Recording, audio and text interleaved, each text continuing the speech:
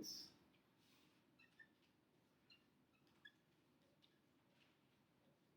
And components are the ones that have state. So I wouldn't say they just React itself, but components do have state. Let's say, well, yeah, like actually listen to this. So anyone remembers the two types of components that we can have in React? Or the two kinds of ways that we can write components. Join. Class and functional. So there is the written as a class, or also written as a function. And these ones, the class ones, are the ones that can have state. The functional components don't have state, and we're going to learn a little bit more about them today. Class, I don't know how to say, like, can have state. Can have state. Anything else? Just shout it out. Has a virtual DOM. Has a virtual DOM.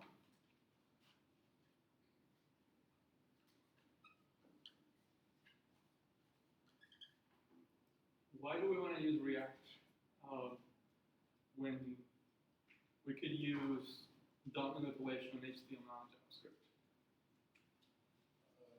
React allows us to change the DOM without creating bugs with the rest of the page. I think that's maybe expressed in a different way. What about Michael? Server-side rendering. We can still do that with HTML. It does the same thing. So sort of going back with the comment that Jonathan made, it allows to think, and it's connected to also here. It allows to think about applications, large applications, as structures that we can build with components, with Lego pieces, and we could think of these components as Lego pieces that we just put together to create something bigger.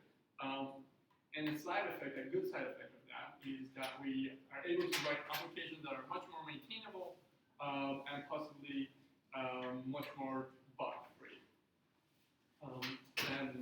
rather than just manipulating the DOM straight. And what is React? This is a question that you might get asked in an interview.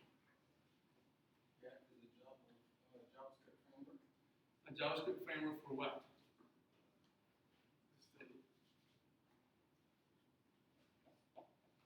That's correct. Anybody else wants to say like a JavaScript framework for what? So go on the React official documentation right now and read it out from there.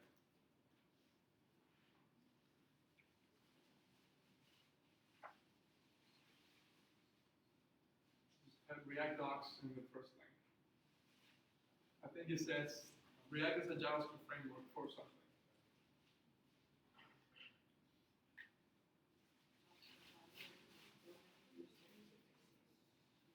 We're building user interfaces.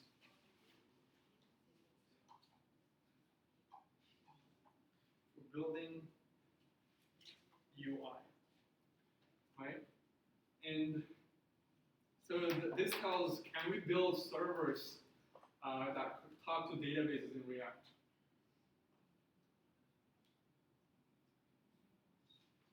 So the answer is no, we can't, because React is a framework for building only UI.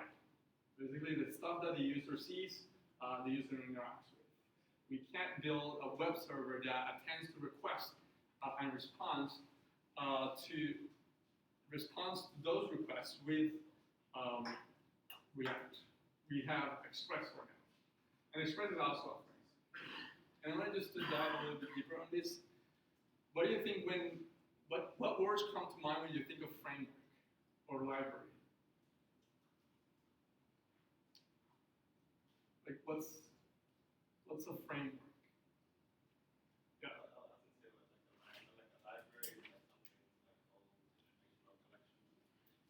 hold information, collect information. I'm looking for something slightly different. Yeah, it's a bunch of code that's being used to help developers make things a little easier. So it is, that is true. Like a framework is um, most of the times third party code,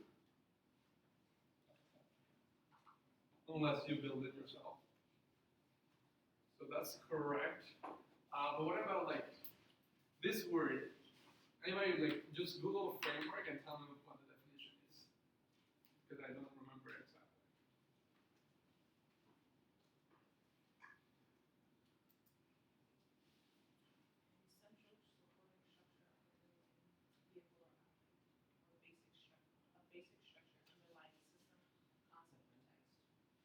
The basic structure, anything with like action verbs rather than adjectives.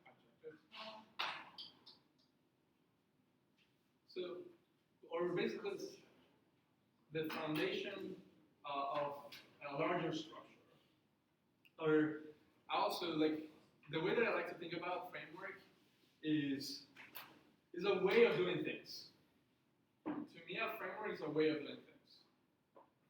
So React is a framework because there are multiple ways in which you can create UI applications. React is one, DOM manipulation, HTML, CSS is one, Angular is another one, Vue is another one. Those are ways in which you can create UI applications. Also, Express is a framework. Express, the way in which you create servers with Express, is just a way in which we can create servers. We can create servers without Express, and there are other frameworks that allow us to create servers. But a framework, just like think of a way of doing things.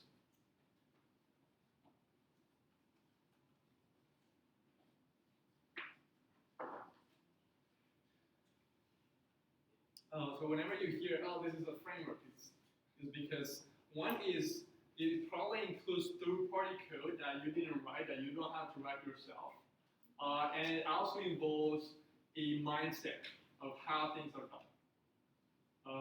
In React, we create components, so that's sort of the React mindset, and those have state and so on. Cool. So. How do we manage the state? How do we change the state, and what are the implications or consequences of changing the state?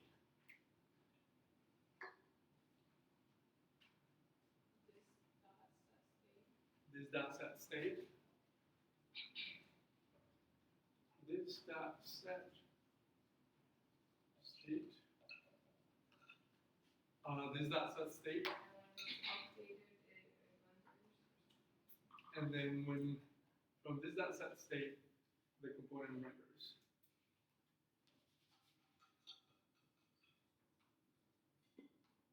This is really important to remember that when you set the state of a component, that component will re-render.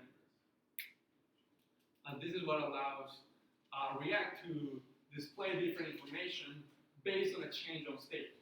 The example that we saw was like, let's say we have a toggle button for like light mode and dark mode, right? And then when you hit that toggle button to dark mode, it changes the state. Then the application renders again, and now it renders with the black background instead of the light background.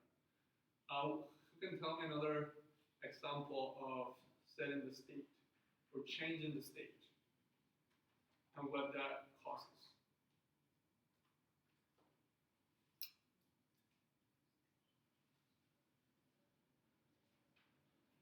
Yes. Submitting a form. Submitting a form. I think you're borrowing that example from one of the lab, right?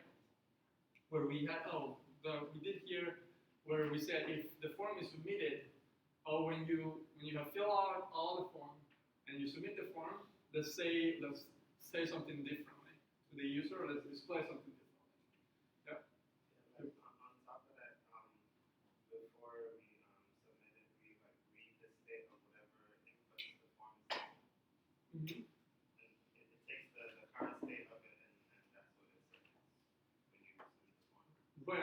did we accomplish that? How did we accomplish to put stuff in the state and like have access to the text that the user types? Well, we added a listener to the input box, Yep. and whenever there was a change, we would get the value, the current value of the box, and change the state. That's correct. So that's another very important and common React pattern where you're going to attach an event listener to an element that can be an input box, a button, or even a div. That event listener, when it fires, is going to set the state, and something is going to change in the UI because the component renders again. Cool. So anything else that you may remember that we are leaving out here?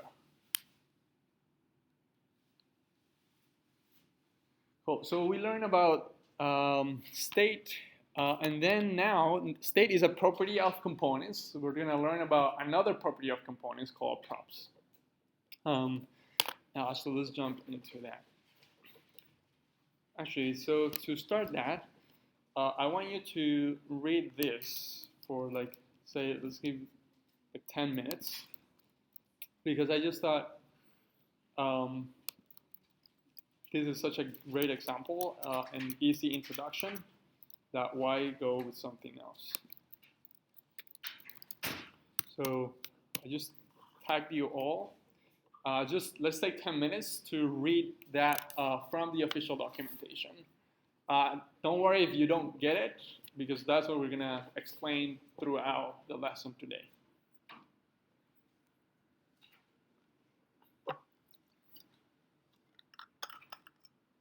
Anybody had read this before? Okay, you should read the docs here on the React official documentation. This getting started guide and the main concepts.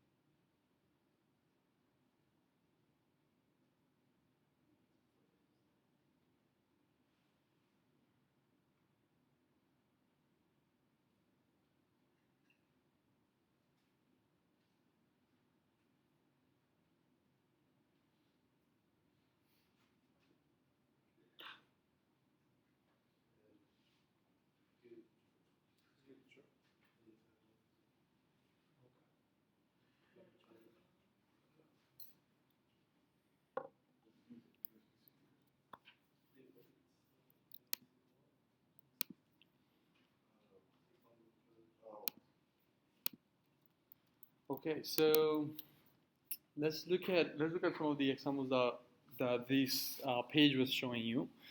So first thing we see is this component. Let me start a React project. Core. Let's do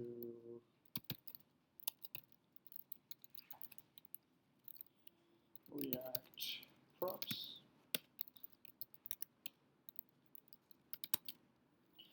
And then here create React app. Let's create an app called props demo for us to play with here.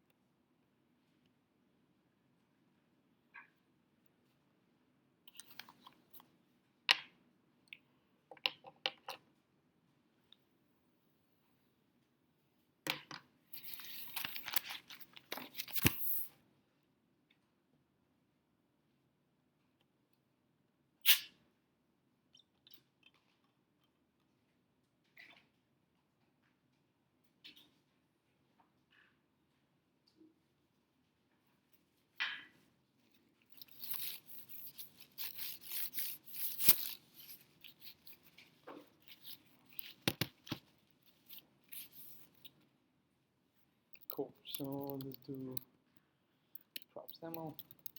Open this with VS Code.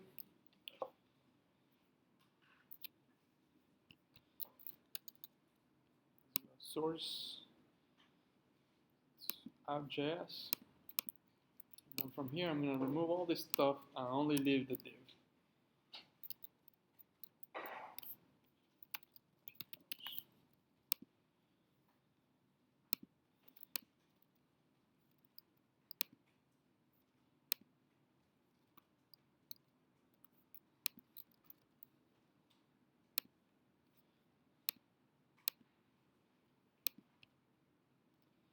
Disable this.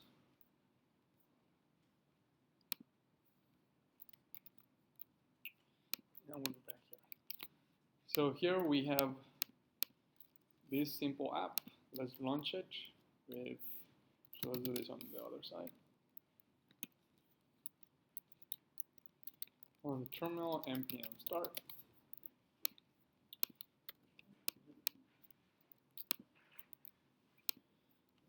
And we are left with this, which is just, should be an empty page.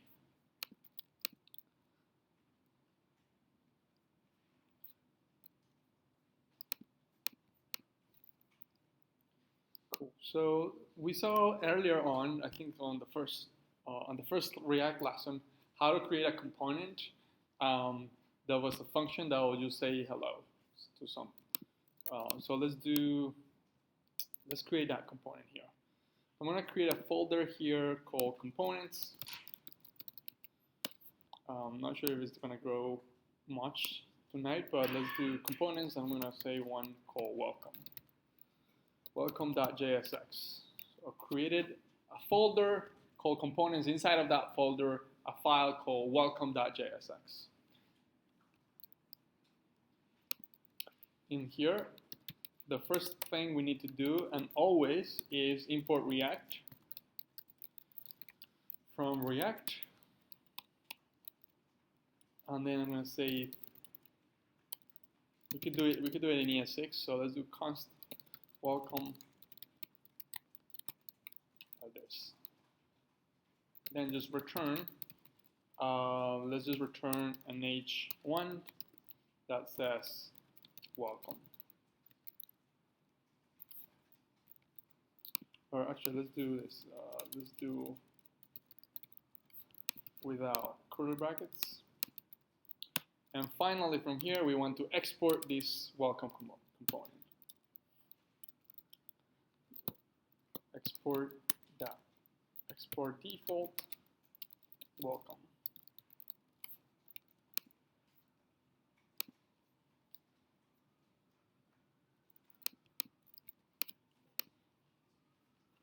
So here we have a functional component, or a component written as a function that returns a JSX element, a React element that is going to be an h1 tag with the content welcome.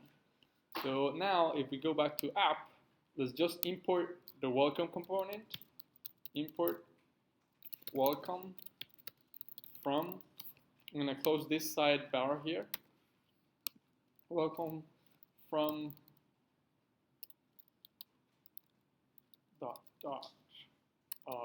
current folder / components / welcome. And in app, we're just going to invoke this component. How do we invoke the component? How do we actually make it? So far, we defined the component in welcome.jsx, but how do we use it? How do we invoke it? Douglas? This dot welcome? No. Yes, Brianna. Similar to an HTML tag. So we use angle brackets, then the name of the component, and then in this one we're not going to pass any properties, so let's just close it like that. So this is how we can invoke the component. You can think of this as calling the function, right? This component here is a function. And when you call like this will call the function. So when you have this is how you sort of invoke the component. And this invocation works for both, works for class components and functional components. So you can invoke the components in the same way, which is just like if it was a custom, you can think of it as if it was a custom HTML tag. So we save that, and we should have welcome on the page, right? Cool. So in this case, this component, so let's go sort of walking up to, let me tell you like what are the problems that props come to solve. So props come to solve the same problem as functions solve. What is the, do you remember when we solve functions? What's the problem? Like, why do we want to put code into functions? Peter? Reuse it. Reusability. Props come for the same reason. We want to be able to reuse components. Later on, we're going to use like this example where we're building sort of something like this, where these cards that basically show you an image, show you the name of the product and the price.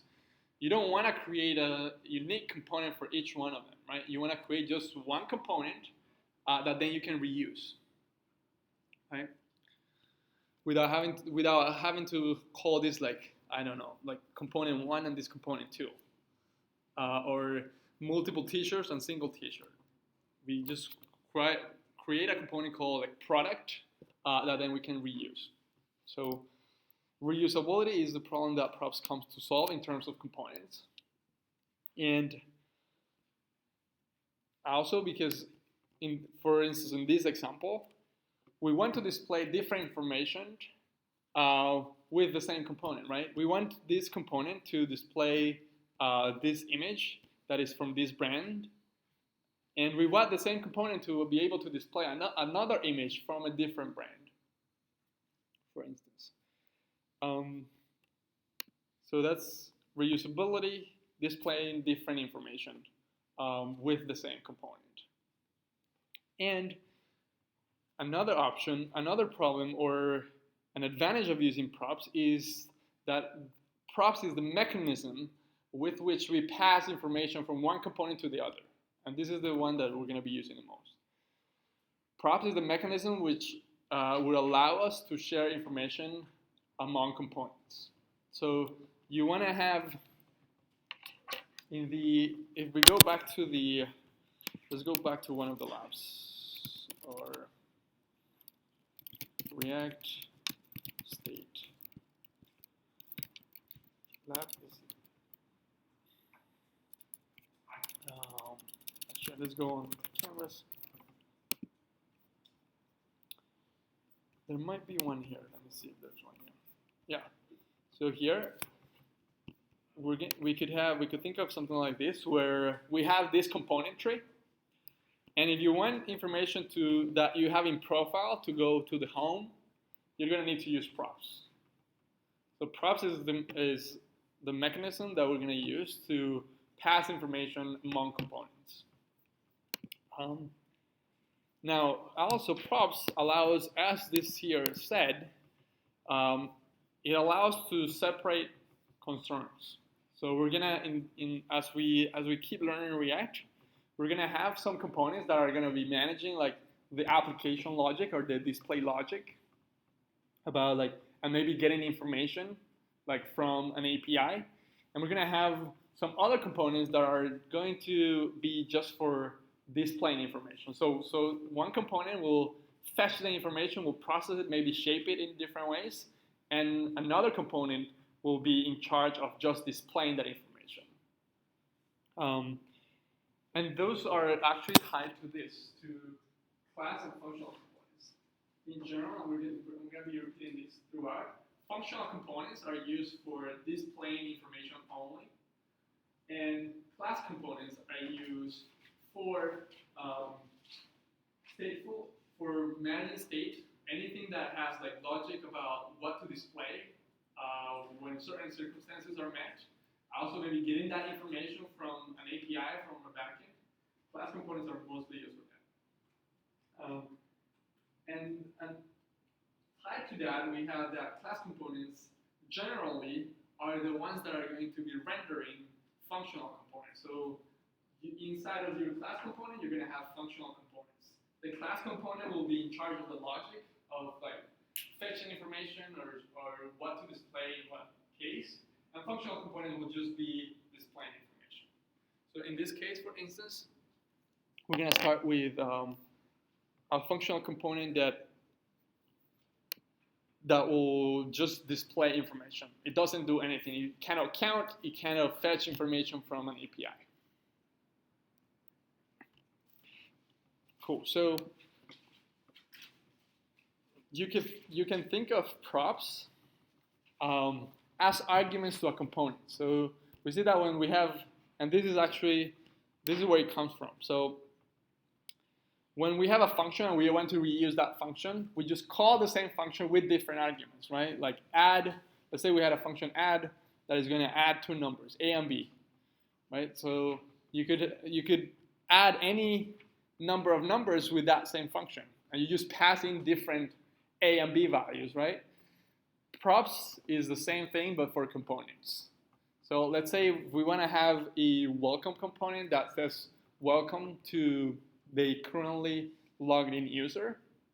That is not going to be hard coded. That is able to, if I'm logged in, is able to welcome me specifically. But if Aranza is logged in, is going to say that to her. We use props for that. We use props as the arguments to components, basically. So it turns out that for the most part, we have been writing our functional components just like a function without any arguments. But there is an argument here that you saw on the lecture, or on the reading that you did, that is called props. So let's look at this. And in fact, we have been using props, just that we haven't been using custom props. We use, do you remember saying on change, right? When you write on change on a button, or you give it an ID, or you give it a class name, all those are props. You are passing information to those components as you will pass arguments to a function. those are sort of like established props that map nicely to actually HTML, where the on-click for attaching event listeners, the ID and the class name for for assigning classes to components. So those are sort of predefined props. More generally, when we talk about props, we talk about like these custom props that we're gonna be creating and passing. But those are props too. Like when you do on-click, when you do ID, when you do class name, when you do name on an element in React, those are props. You're passing props to that element. So let's look at this. So in here, we're gonna have props, and for now, I'm just gonna do console.log props. Just like that. And let's see in our browser. Close this, close this. Let's see what we get in the developer tool. So I'm gonna open the inspector here, go to console, refresh this, and we have an empty object popping up here. It says welcome JSX line 4. So this empty object are our props. Props are always going to be an object. This at this point is empty because we're not passing any. Just like when you have a function, that function can have A and B, but if you don't pass anything, well, in a function they will be undefined. In React, they are an empty object. So let's pass a prop to this component. So we pass props to this component between the opening angle bracket and the closing angle bracket. So I'm gonna pass in a prop called name. I'm gonna give this name. You could give it your name, something like that. So here, let's look at this here. We have this div, the app div, that we're passing a prop called class name. So class name is a special prop. It's a prop that React uses internally, where you're passing in the value app to that. Oh, also prop stands for property. So you're passing a property class name that is called app here to this div. Then React understands that. And here, just the exact same way, we're passing in a name property with a value, and this one is not special to React, right? Name is a general property that I could use. So let's look at, now as I save this, now my props will have whatever I passed. You should see it here. Now props is no longer an empty object on the welcome component. It has an object with a property name after the property that I defined here. Right? So questions from here? Yeah. Can you have multiple properties? Good question. Can you have multiple properties? The answer is yes. And in fact, I want you to add another property called last name, and then pass in your last name, and then maybe age and pass in your age. And see if they appear in the props object in the console log.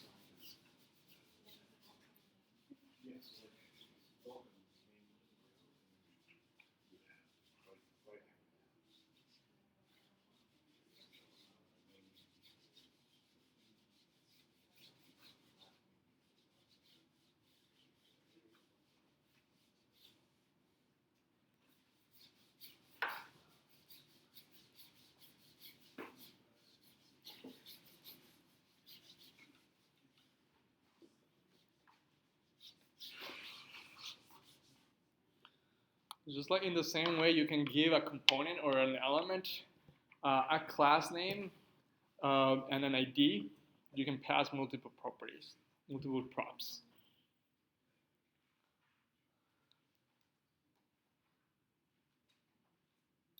Everyone is able to see them in the props object. So you can also inspect them on, if we go to the React developer tools in here, and we go to components, if we go to welcome, do you remember that other thing that we didn't really talk about? I think it was appearing before, but I'm not sure. Maybe it wasn't. But now here we have props. And we have the same prop that I was console logging. So this is another way, and you're going to be using these developer tools a lot to inspect the state of your components and what props are being passed. Cool. So for adding multiple props, you could just keep adding them here. No need for commas or anything like that. Last name. Also, the casing doesn't. Well, this is case sensitive, so last name lowercase will be different from last name all uppercase. So I save that, and we inspect now the props. Now we have 2.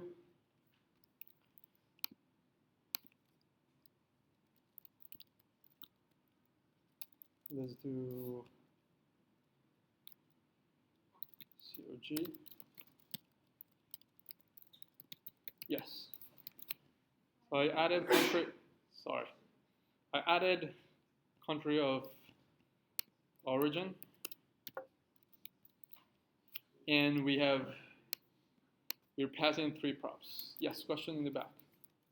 Why do you put the props on the app.js and not the welcome app.js? That's a good question. So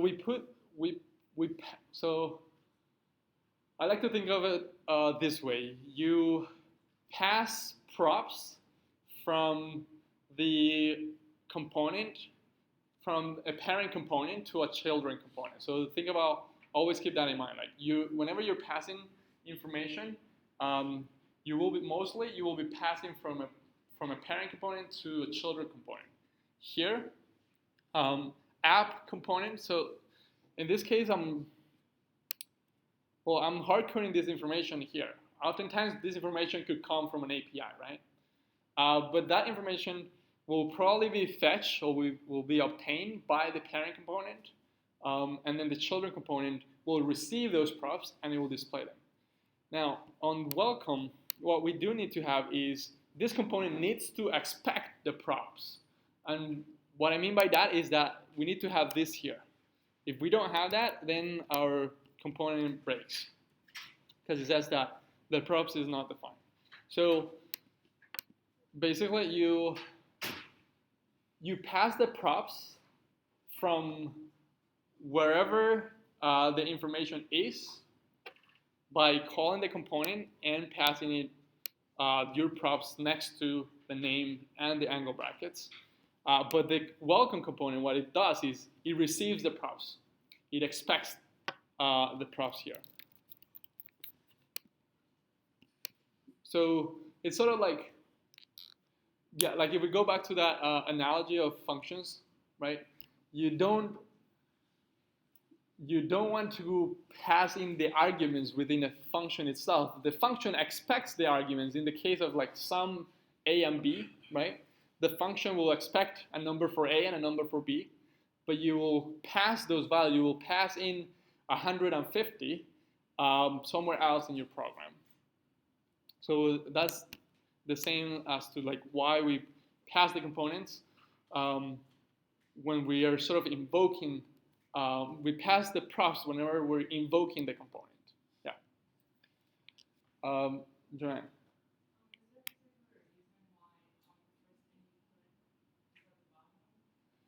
The last thing, this one? Oh, so that's That's a good observation, but it doesn't really matter. So if we think about, even though I put like name first, then this one is at the bottom. This order doesn't really matter because this is an object, and we know that objects and hash tables are unordered data structures, right? So they don't keep any order, and we don't want it. We don't need it to keep any order because we have the keys to access them.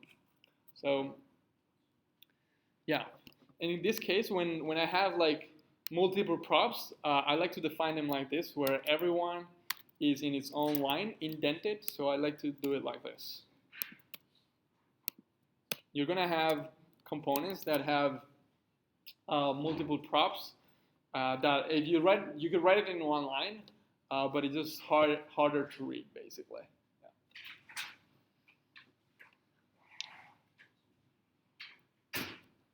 Yeah. Mm-hmm. No, this new prop, we can ignore it. It seems to be something put by the developer tools. If we go here to the console, we don't see that new prop. So we can just ignore it. But now here that this is the props object that the welcome component is receiving.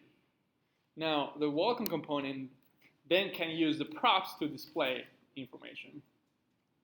So let's say here, we want this component to say welcome whatever name. So I'm going to say this, welcome props dot name.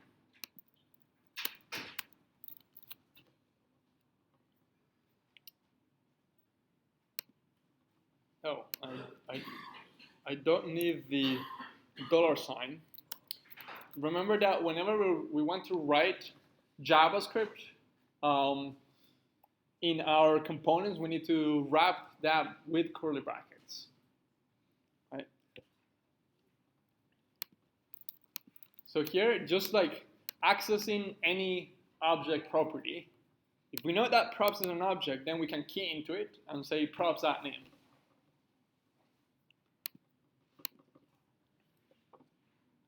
Yeah, Michael.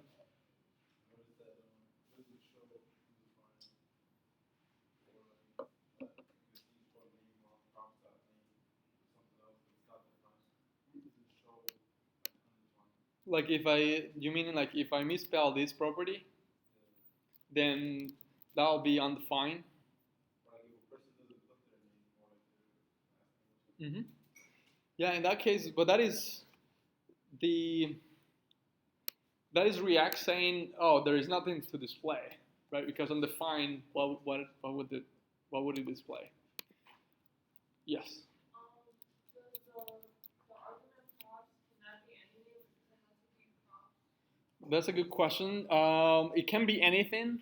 It can be literally anything. But it is standard to call it props. Yeah. Like it can be anything, but you should name it props if you want other people to understand your code and not having to think about what does it really mean.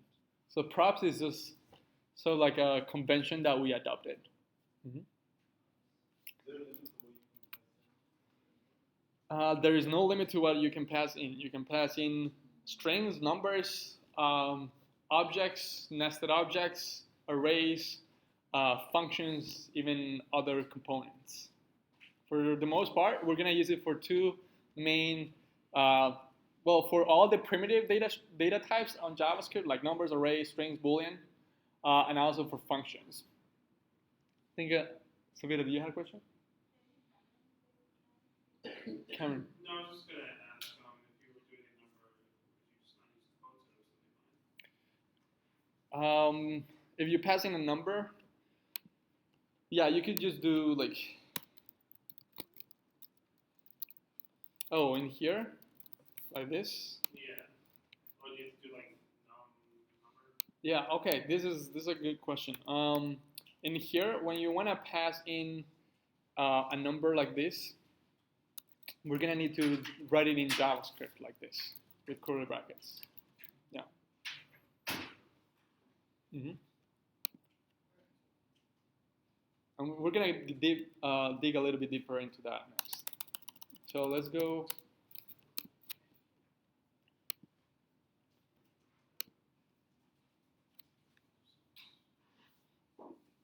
So I want you to, yes.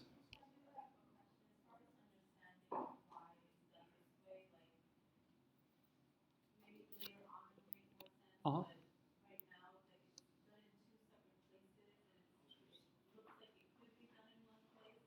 Hmm. Yeah, that's correct. This is such a small component and a small example that it could be done in like the same one.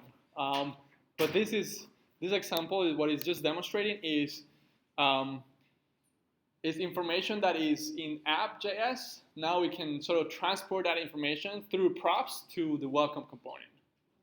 So maybe an example that will be, let's look at this. So let's say I define a function here, let name. Let's do this. Let user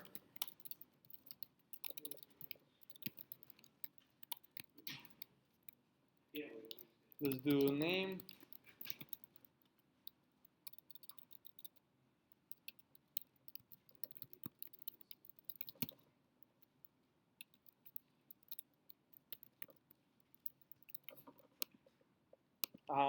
So let's look at this example. On this example, we have this user object, this user information, and we want to display this user information. We wanted to display it on the welcome component, right? So the question is, how do we get it from the app component, which is currently in app, to the welcome component? And the answer is props.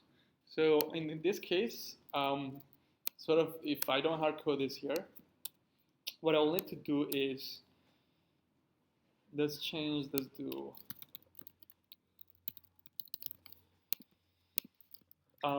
then I'm gonna need to pass in this as JavaScript saying user.name, then user.last name,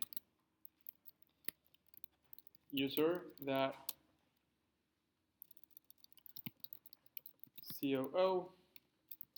age, user.age. Oops. So unexpected. Here I was missing a comma. So let's look at this example in this fashion. Here the problem is, okay, we have this user object in app. How do we get it to display on the welcome component, right? And here we're passing in the information of that user through props by saying, okay, I want the welcome. I'm gonna pass to the welcome component 4 props: one name, last name, COO, and age. And the value of those props are going to be the information that I have of my user in the user object. But going back to your question, yes, this is like a small example. Like this, all of this could be done like in one component. But the point is sort of to see props on a smaller scale. Mm-hmm.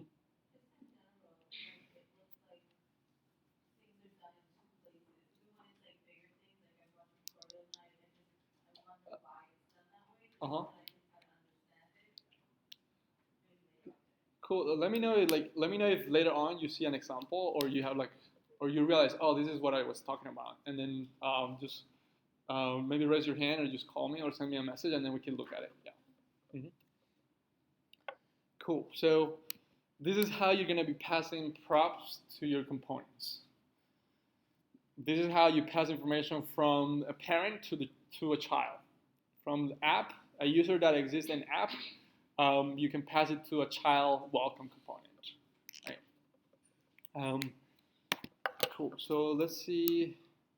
So now, it turns out that now our welcome, let's add, well, in this case, my welcome is just using the name property. Basically, it's not doing anything else with the rest. That's fine. The point is that is using props, right? It's not only using them all, but it's using a part of the props. So let's look at this. So this is this is the example where we have basically this exact same one. And if this was a class component, it will be similar. We just need to, let's sort of convert this to a class component. Let me comment this one out. It'll be class, welcome, extends, React.component. And we know that class components, as opposed to functional components, they need one special function. What's the name of that function? Render. Great.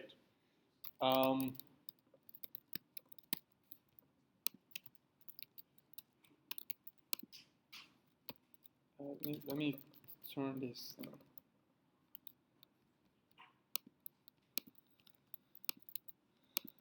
Yes, so in this case, then to access the props, we just need to access it through this object. So we're gonna need to say, if we do this, our component is not gonna work. We see that it's crashing because it says props is not defined. It doesn't know what props is. But in this case, in this scenario, props will come from this.props. This.props. It will be a property of the class. And as we translate that, then our component once again renders as expected. And in the console log, where we're console logging the props, we see all the information that we passed. Yep.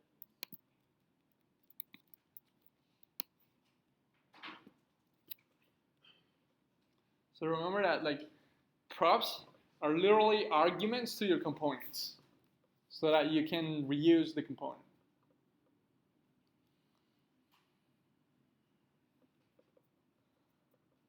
In this case, let's like to reuse this component, let's imagine we have like user2.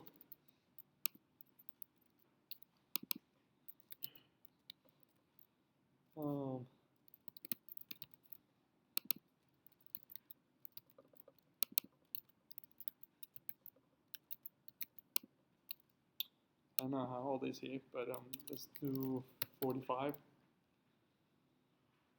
And so let's imagine we have a user2, and we want to reuse this component. We just call the component again. Oops. But we pass in different information. The name now is going to be user2.name. Last name, user2.last name. COO, user COO, user2.h. Thank you. So now my welcome component is sort of flexible because it's able to display, it's able to say welcome to user Alejo, but it's also able to say welcome to Malcolm. Yeah. So if you do it with the class welcome extends, it has to say props, right? Like before, props could have been anything. There's an argument. In this case, it has to be like this dot props, right? That's correct. That is a very good observation. So when we have a function, these props here can be anything. Can be hello, blah, whatever you want to call it, and it's gonna be accepted. But once we have it in a class, then it's going to be called props. Yes, props will be a property defined in this object. It cannot be called anything else. So that is another example where it's good to just keep in the habit of calling it props, whether you're using it in a function or in a class component. Yeah.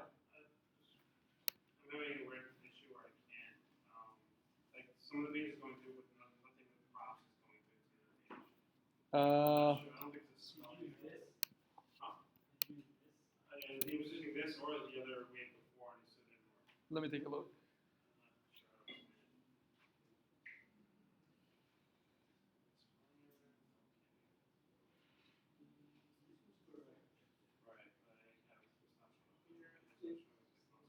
Yeah, most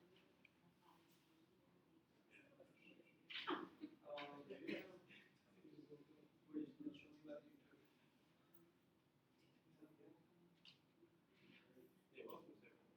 I can't show anything involving props.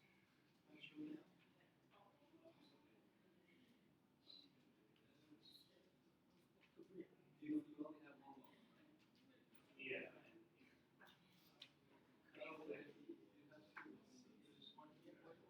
Oh. Is there a copy? I switched it. That's enough. There shouldn't be. So I think it still uses them all.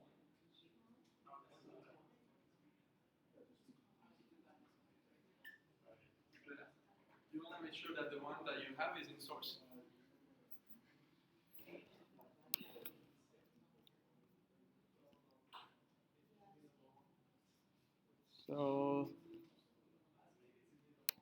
So here this is that same example where we're reusing welcome, and then welcome becomes this flexible component that we just pass in different arguments, and it will display different information, right? And that is the motivation behind props. This one, extracting components. Let me see what else. Comment. Oh yeah, this is important.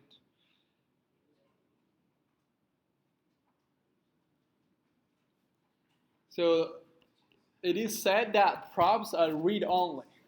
So you should not try to modify the props from within the component. Like basically saying this dot props, like you shouldn't do this. This dot props dot name equal something like this. You can see that it says cannot assign to read-only property name of object.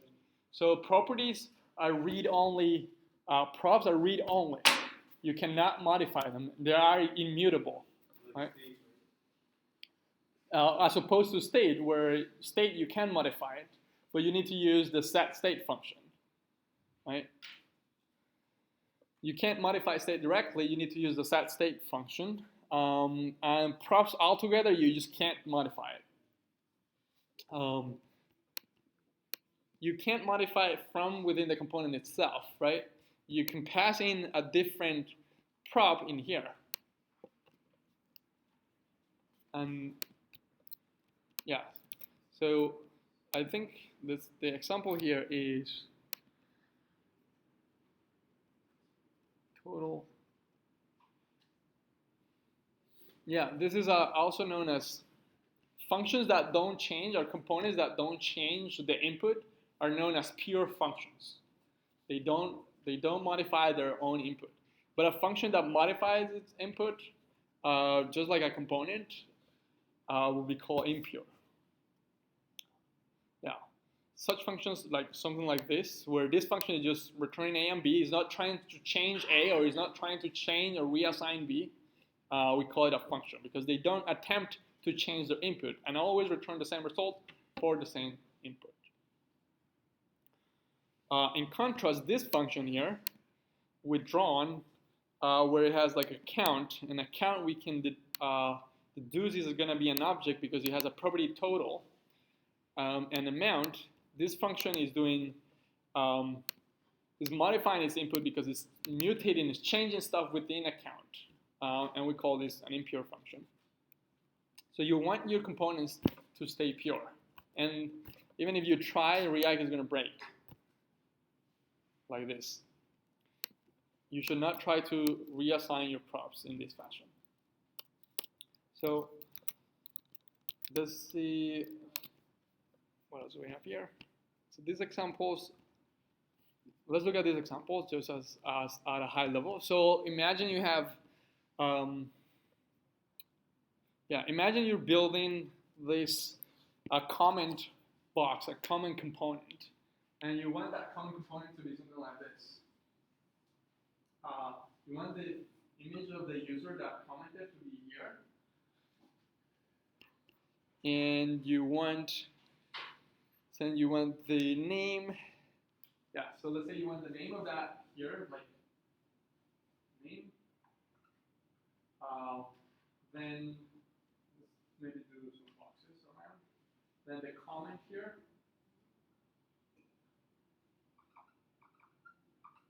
Comment text. And here, just like the date when that happens. So let's say you want to build a component that will look like this. Right? First, you should break it down as it feels just reasonable to you, and there's no set rule as to how much to break down a component. In this case, this tutorial broke this component into two pieces. Avatar, which is going to be like this image here. And let's look at that one first. So the avatar component is written as a function. Its only purpose is to display something. Because it's written as a function, it cannot have state or any other logic that is not displaying information. And we see that it returns an image with a class name of avatar, with a source that is coming from the props. And we can tell here that the props will contain a user property, and the user is on itself an object with a property avatar URL, and it has an alt property with the name of that user. Right? So this thing is it's a component on its own. Why do you want to make it a component on its own? Why would you want to make this little image a component of its own? To make it reusable, right? Because maybe you could use that avatar for a post as well, right? To show who was the author of that post, right? So that's that, and it's receiving the image URL and the alt property from props. Then there is this other larger component. So we have this component, this smaller component inside a bigger component. We can see this bigger component called comments. And here we have avatar, which is this one. So the avatar is creating that component, the avatar component. And then what this component is doing is a functional component is creating a div. So it's creating a div called comment. Then there is another div called user info.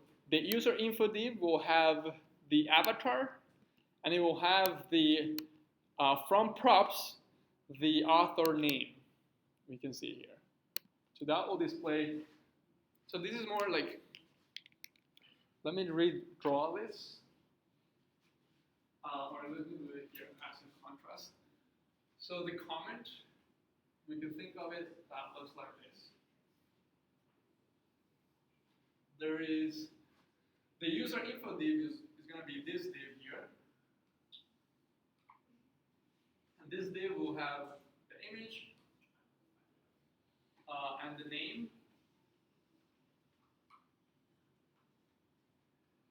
Let's say. Even though actually the name will be like in a different div. And then under there we have comment text and comment date. So we have this more something like this. Where we have the comment text here.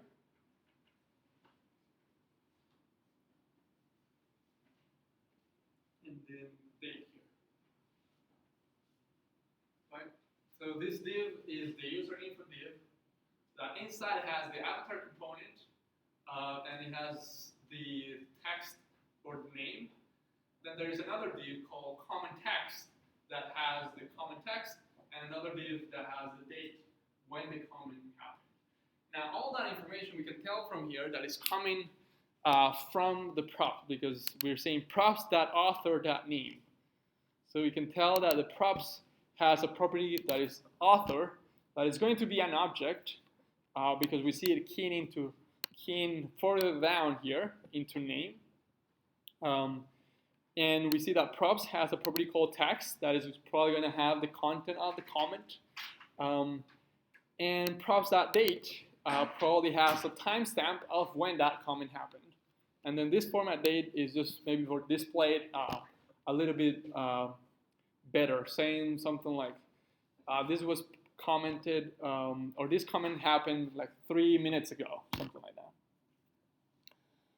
But here the point is that all that information is coming from somewhere else, from probably the parent of this component, which is not demonstrated here, I think.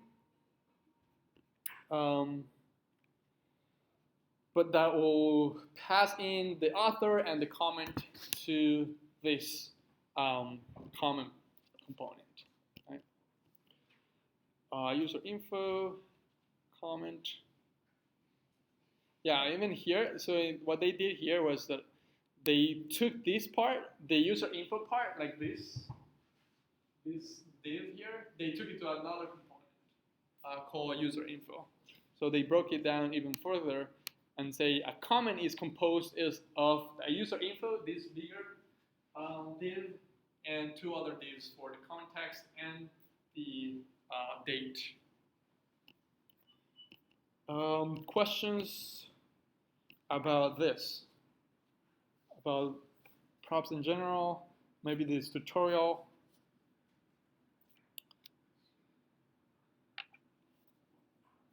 Owen? Does it have to be props in the parameter? What do you mean props as a parameter? Maybe the props in the welcome function versus props in the In here? yeah. Yes, it has to be as a parameter. Yeah. It can't be this dot props. When we're in a function, is props the parameter. When we are in a class, is the this dot props the property of the this object. Mm-hmm. Yes. Is one preferred over the other, class over function? That's a good question. It's preferred when a component is just going to display information. We don't have to like care about any logic, like getting the information from an API or deciding whether to show the information or not. It's recommended to use a functional component. When we have once we start to have components that are like fetching information from APIs, we want those to be class components. And we want those to be class components because we want to keep the information that we retrieve from the API in the state of the component. Yeah. So if like the example here where we have an image, if the purpose of a component is to just display information, it should be functional. Functional component written as a function.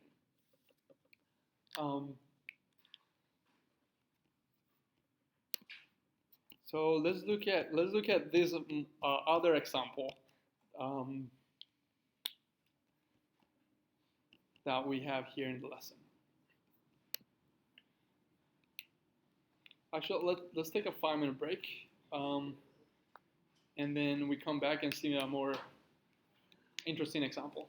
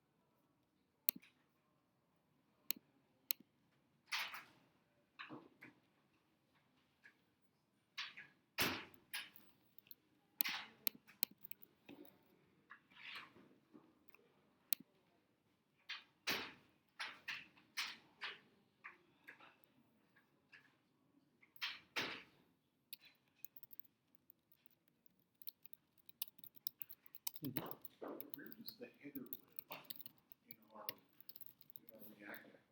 Because when it's like it shows in the URL bar, React app. Oh, the header lives in the.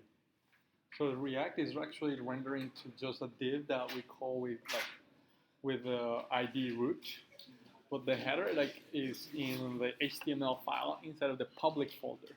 Oh, okay. Yeah. Oh, it's in the whatever.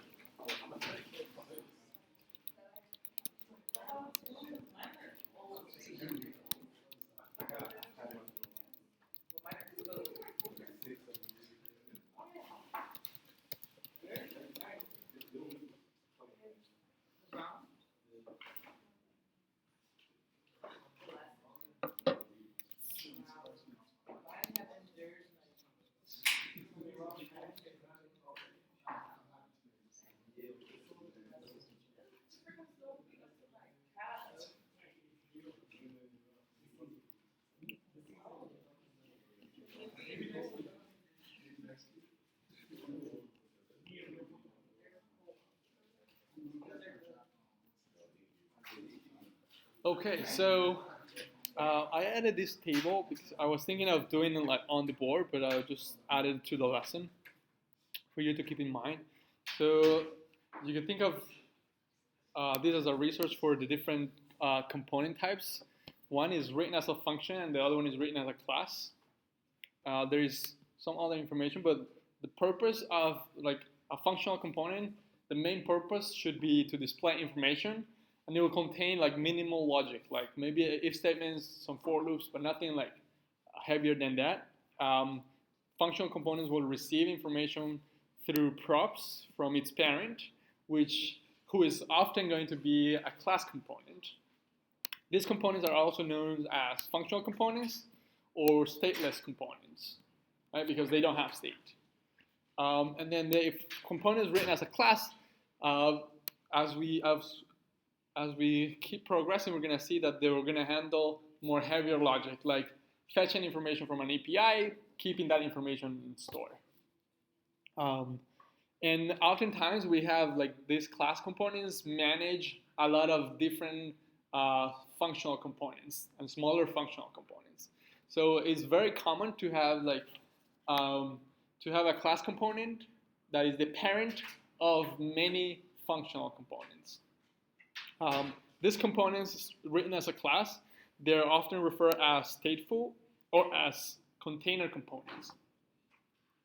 Stateful because they have state, container because they will contain other components. That's just sort of, and you're gonna find like throughout the internet, you're gonna find these terms used interchangeably. Functional versus stateless, or stateful versus container. Cool, so I added that to the lecture notes, so if you go all the way to the bottom, you're gonna see this table. You'll need to refresh the page, but so let's look at this example. So let's say we want to build this page, right?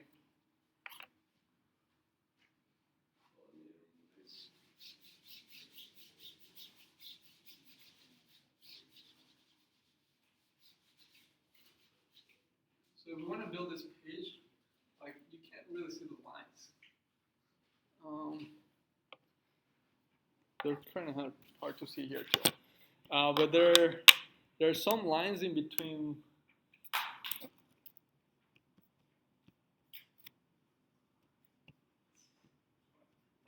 Yeah, you can't really see the lines, but there are some lines. There are some squares. So basically, we have something like this. Let's see.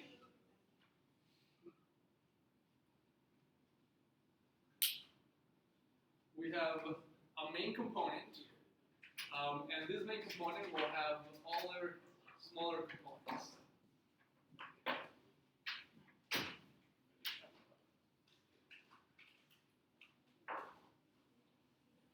Right? So we're going to have a main component, and that other component will display other smaller components. This component will be in charge of displaying like the product information, their image, title, name, price, and whatever other information we want. In this example, I think we call these smaller components. We call the bigger component, the one that is representing the biggest square there. We call the product page, and the smaller component we call it the product item. So let's work our way from the product page. So let's do. So let me copy this, and on this same app that I was working before, I'm just gonna ignore the welcome component and just swap it for the other one. So in fact here, let's see. So I didn't go with this example at first because I wanted sort of for us to see a simpler example where we pass and we console out the information immediately to see it in props traveling basically. So here I'm just gonna remove this, leave my app empty again, remove the welcome, remove these users, remove the welcome from here. Since we're not using this logo, I'm just gonna remove it. And we're back here. So here, at this point, we have nothing popping up in the screen. I remove everything in the return of my app. Now I'm going to create a new file. I create in my components folder. I'm going to create a new file called what did we call it in here? Product list, I think. Like this. Product page. So let's call it. I'm going to call it products page because it's showing more than one. JSX. Products page JSX. Now I want this products page to have a list of products that for now we're going to hard code here, but you could think of it as these products coming from an API that we built, right? Like the way that we will fetch movie reviews, comments for your social media apps, etc. So here let's do class product. Actually, I copied it, so I should just do, oh, I copied only the constructor. Oh, I guess we skip the rest. So I'm gonna leave the constructor there, and I'm gonna import first React from React, then class products page extends React.component, and we have our constructor. Let's close the class here. So we have our constructor. We see that in here we're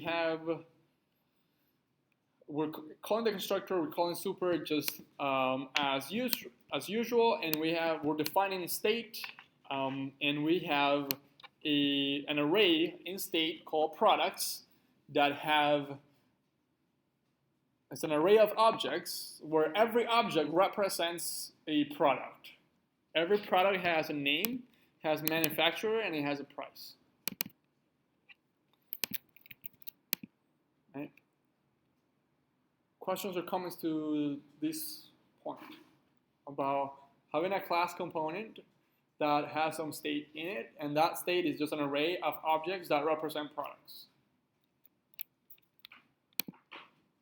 Cool. So let's have this render. The function that we must not forget is render. And I'm gonna say just return a div. I'm gonna give this a class name.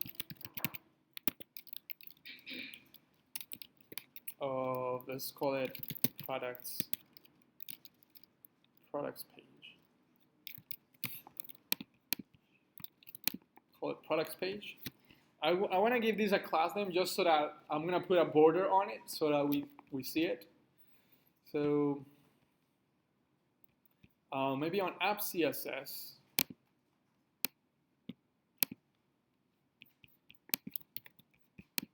On app CSS, I am going to call my products page that products.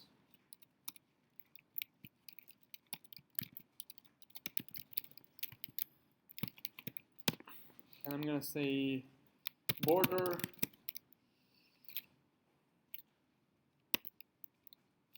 1 pixels or 2 pixels solid black, just so that we see the border.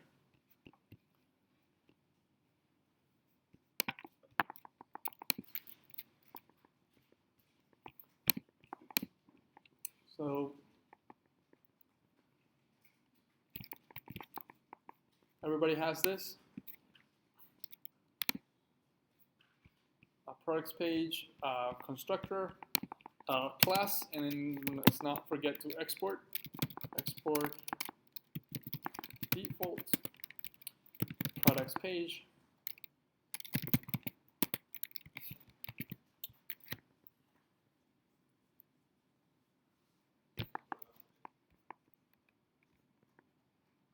So this is also in the lecture notes,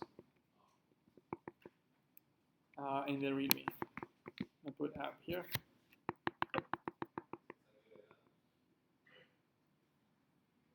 The only difference it doesn't have like the class declaration here. Is basically only a constructor.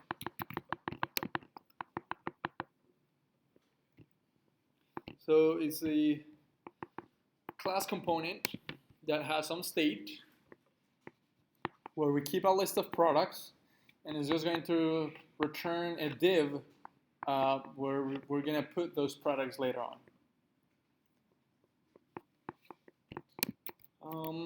So maybe I'm in the CSS, I'm going to give it a width, since if we go back to our page, we basically don't see anything. Well, one might be because we're not importing this in app, right? So the next thing that we want to do is in app.js, I want to import products page from components products page. And here I'm going to use that in my products page. So I have products page. Render in my app. If we go back here, we see basically only the borders here. Right? We see two borders, the top and the bottom, well actually on the sides as well, each one 2 pixels. So maybe let's give it I'm going to give it a width, a height, just so that we see it as slightly differently. Let's say height 500 pixels for now. Now we have our square. No width, just the height. So this is, I just wanted to sort of like demonstrate that we basically have this square, the outer square. This is our products page, which it just has some borders. And it's just 500 pixels tall.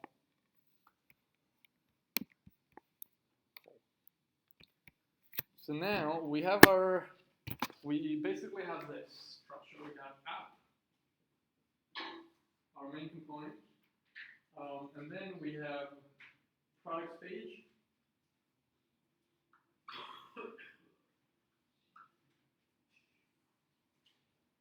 This products page has product object, an array of objects, and then we're going to have product items.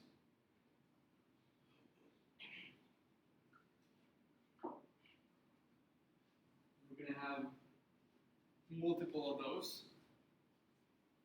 And I'm just going to abbreviate to PI for product item. Product item. So we're going to have a structure like this. We have a products page that is going to be a stateful component. It has state, also known as a container component, because it literally will contain this product item, smaller functional components. Cool. Now the question is, how do we get these products from here? Well, actually, let's think now from the perspective of this every item. What do we want it to look like? So for now, we only have the name, the manufacturer, and the price. So for now, let's imagine instead of something like this, we're gonna have something like this. We're going to have, basically, this is the example. Then once we have the simpler version, we can move on to this one. But the example, I think we have a UL where we have, these are the items, basically. So let's build this one first. Let's build this one first, and then we can see how can we move from here to this one. One is like, for building this one, it would be good if we had an image for the product, but we currently don't have an image for the product. So let's build this one here, and then you can build the other one, and they can offer assistance. So basically, this is what our products page is going to look like. It has a UL where it's going to render the list of products, and the name is going to be there, the manufacturer, and the price. So now let's think about how this one, like, if we think of, we want to make this a reusable component, let's think about what are the pieces that we need to put there, right? So for each one of these items, we're going to have something like this. We're going to have, we need to put the name somewhere, the manufacturer, so it will be simply a list at first, something like this. Every list item in this, every product that we're going to have, we need to contain 3 pieces of information, right? We need to have maybe a header for like the name. So this could be like, say H5, so as to not make it too big. Then let's say the manufacturer will be on a P tag. And the price can be just on another P tag. So this is a way in which we could break down this bigger structure and now think of the smaller piece. What do we want it to look like? Right? We could also just do, I think in the example that we have is literally just the list item. I think we're just doing string interpolation here, like for the name, here for the manufacturer, and here for the price. Like that. Price, manufacturer, and name. And this is literally just up to you, up to the requirements of the project, for how you want to build something like this. So, yeah, I guess let's build this simpler version first. And then from here, we move on to this. I'm going to discard this option. One, because the way that I drew it here, it wouldn't be, I'll need to use some CSS to like put an H5 next to a P tag. Do you remember why?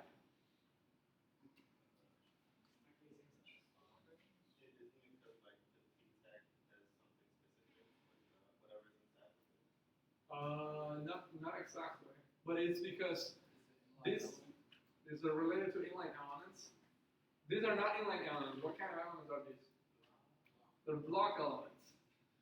Block elements take up the entire page.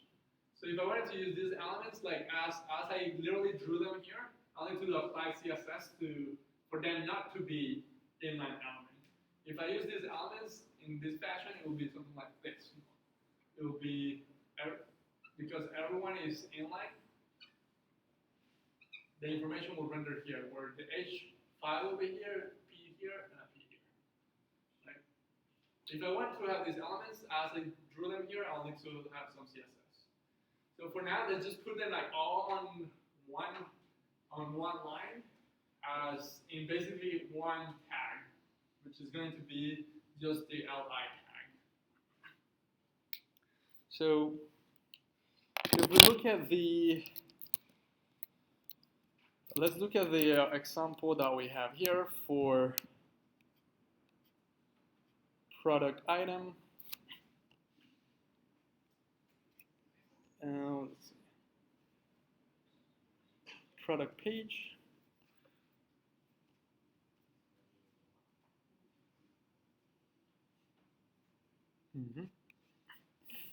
So let's think of just the product item. So I'm going to copy this from here. So this is what we have. I'm going to create a new file by clicking here components, then creating a new file. Let's call this one product item.jsx. Paste this here.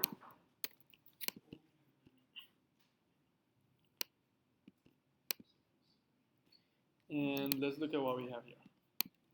So this component will represent one of these boxes that we have in our product list.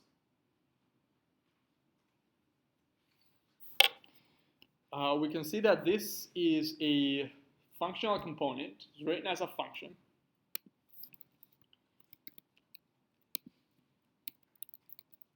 And it's expecting some props. Yeah? Yeah, I just made a new component, this one. Create a new file, copy it and paste it from the lecture notes in here.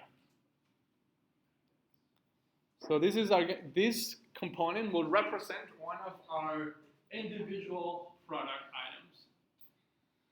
We can see that it's expecting some props.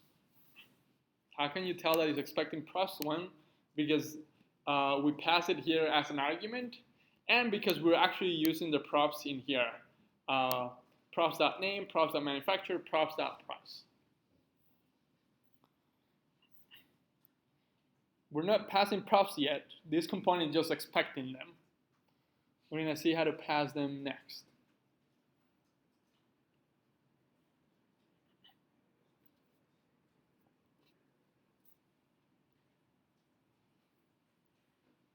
Yep. Question. Do you need to use the parentheses for props? I just saw that. Uh-huh. Didn't have it, so. We don't need the parentheses in here. When you're passing a single argument to your arrow function, you don't need the parentheses. I got used to putting them, and I feel like, in my opinion, it looks better, but yeah, you're free to. Yeah. Cool, so let's try out this product item. Or any questions about the product item before? So let's try out this product item. So in my products page, I'm going to import my product item component, saying import product item from current folder product item.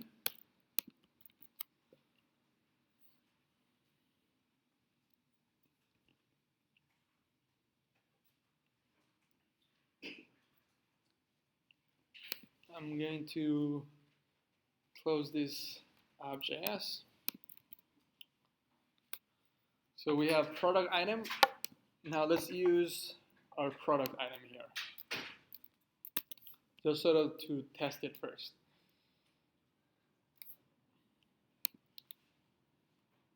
So let's do this. So I'm going to create here a variable called first product that is going to be equal to this state products at index 0. Just hard coding it for now. Hard coding, I want the first product in this variable. And now, because I know that my product item needs 3 things, or is expecting 3 things, is expecting a name, a manufacturer, and a price. Let's open this one here to the side. What I'm going to do here is invoke the product item component, and pass in the props that this one is expecting. It's expecting a name prop, and I'm going to pass in the name of my first product. So first product name is expecting a manufacturer. So I'm going to pass in the manufacturer of my first product. Manufacturer. Lastly is expecting a price. I'm going to pass first product price.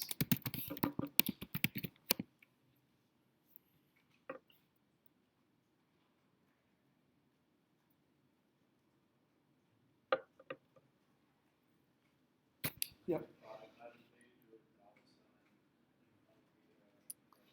props I wanted to show it like to show in dollar. Yeah. Oh, Yeah. So let's look at this. So we have product item. Product item is just a functional component that we created in a different file. It's expecting three properties that we pass to it. It's expecting the name, the manufacturer, and the price properties, or props. And now in our products page, the container, the one that represents the bigger square, we're just calling the smaller component and passing in some props. As we go to the browser and see what we have this. We have a UL that has Ultra Boost. The manufacturer is Adidas, and the price is $160.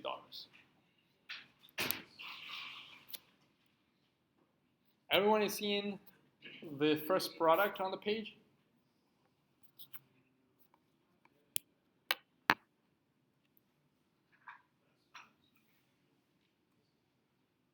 Take some time. Check with your peers. Raise your hand if any questions.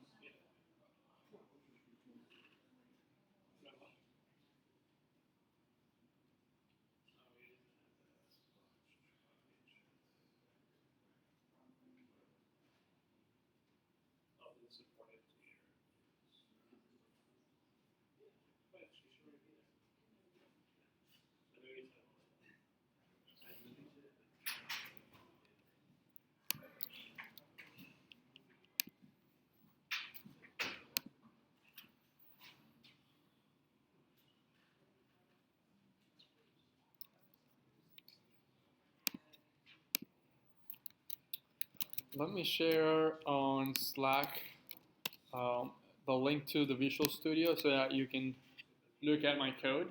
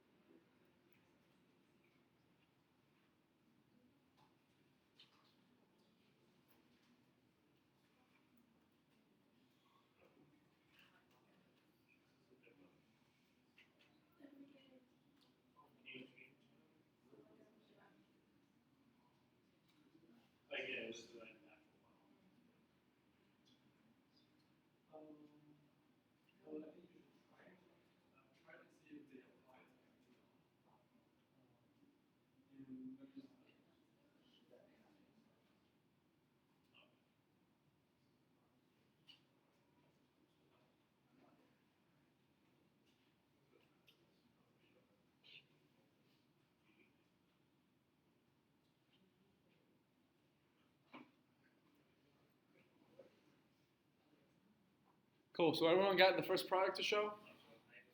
Cool. So, well, we could just then have the second product to show, right? We just copy this and then say second product. But now that was going to be products at index 1. And then copy this information and paste product item. And say this is now instead of first product, this is second product.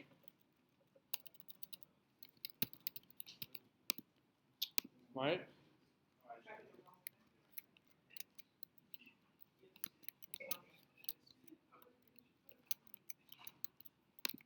So I just copied the product item, and now I'm passing the second product. And now we see the second product pop up. And it's showing in this fashion where we have like bullet points, because if we look at what the product item is, it's just an LI. LIs will have those bullet points. And it just looks like this. The information is the name, the manufacturer, and the price. At least for now.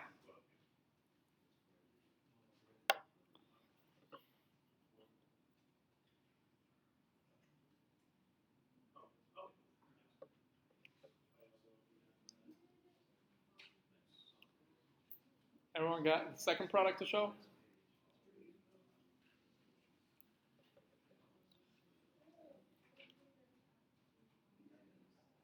Try what happens if you stop passing a prop to one of the components.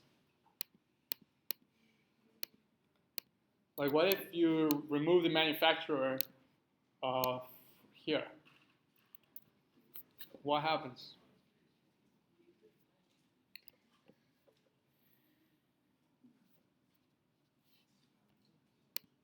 Right? It will just be blank. Right? If we skip the manufacturer on one of the products, then it's literally just blank. React is seeing that like undefined, and it just shows you blank for undefined. This is I guess like a good note is React will display nothing if you give it an undefined, a null. I think a false also will display nothing. Let's try manufacturer false. Yeah. A null, an undefined, or a false will display as nothing. They won't display at all. Right? Second product. Let's put that second product again here. Oops. Oh. Some of you might be thinking about, oh, so we're passing three properties here, name, manufacturer, and price. And you may ask, why don't we just pass the entire object? And you can pass the entire object and then access the properties in the smaller child component. This is just an example for passing multiple properties, right? But if you're passing something that is bigger, you may want to just pass the entire object instead of passing every property individually, right? Cool. So what's wrong with this? What is the thing we want to avoid as much as possible when we're developers? Repeating ourselves, right? So if I want to display products, the third product, I'm gonna need to copy this, and then copy this. I'll also repeat myself once again. What is the thing that we have in JavaScript that allows us to do repetitive tasks? Loops, right? So let's just use a loop for doing this. So the first thing we want to do is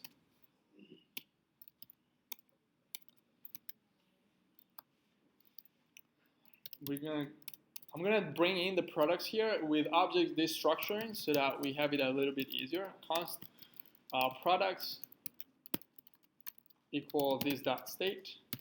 Just destructuring the products property from there.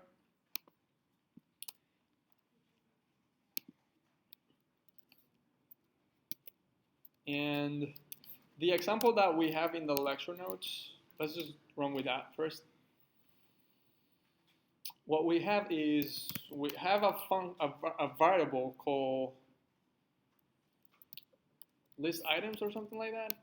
Let me see what it's called.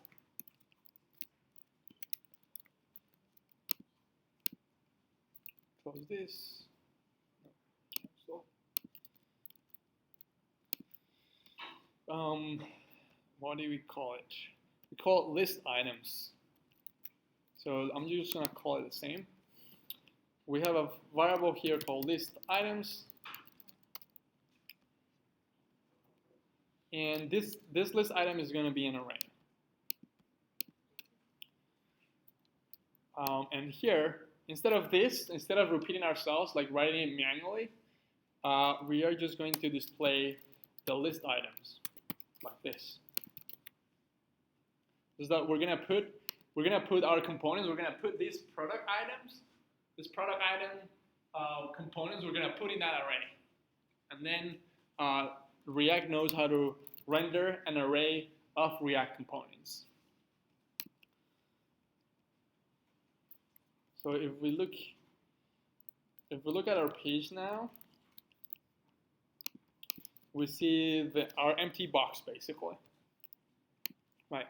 So now what we're going to do is we want to loop over the products, and for every product object, we want to create a product item component. Right? And what we want is an array of product item components. So we have this array of objects that are products that we see here, and we want to turn this array of objects into an array of product item components. When you want to, so one is we could iterate with the regular for loop, we could iterate with a for of loop, we could iterate with a for each loop, right? But whenever, I want you to remember that whenever you want to turn in an array from something to an array of the same length that is maybe different, but it has the same length and it has some relationship. Like in this case, we want this products array. We want to turn it into an array of product items, where every item will contain the information that is coming from the product item in the array, right? So when you want to turn an array into another array with something differently, you want to use map from the array methods. Like when you want to multiply all the elements of an array and you want a new array that has all the elements multiplied, you will use map. In this case, I want to create an array of components that are made out of the elements that are in my products array. So what we're going to do is we're going to do products.map. And another way of saying that is we want to map our products array that is in state from that to product item components. This is why this function is called map. You're mapping an array to some other array. And remember that on map accepts a callback. And the first argument, so this is an anonymous ES6 function that we're passing in as a callback to the map. What is the first argument to the map callback?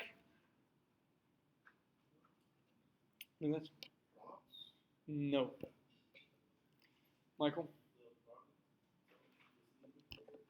The sneakers itself, I think it's Savita. The element, that's correct. So here we get the element that we're currently iterating over. Right? We could call it element, since we know that every element in the array are products, like a product object. I'll prefer to call this product, singular product. And then here we will be iterating over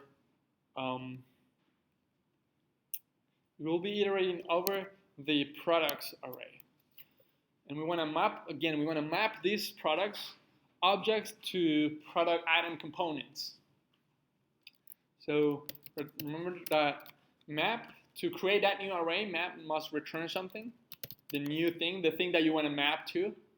And I want to map to components, right? I want to map to product item components. So I'm going to say return product item component. Just like this. So right now what we're doing here is we're mapping our products array that we have in state with objects that represent products, and I'm mapping it to product item elements. If we go to our page, we see this, right? We see that we have as many bullet points as products in our array, which is a good sign. Now, why is it all empty? You have to pass in the props, right? So we're mapping our products array to empty product components, to product item components, right? So we need to pass in the props. The props that this component is expecting is name. That is going to come from product name. It's also expecting a manufacturer, which is going to come from the current product manufacturer, and it's also expecting a price with the current product price. So we pass in the props.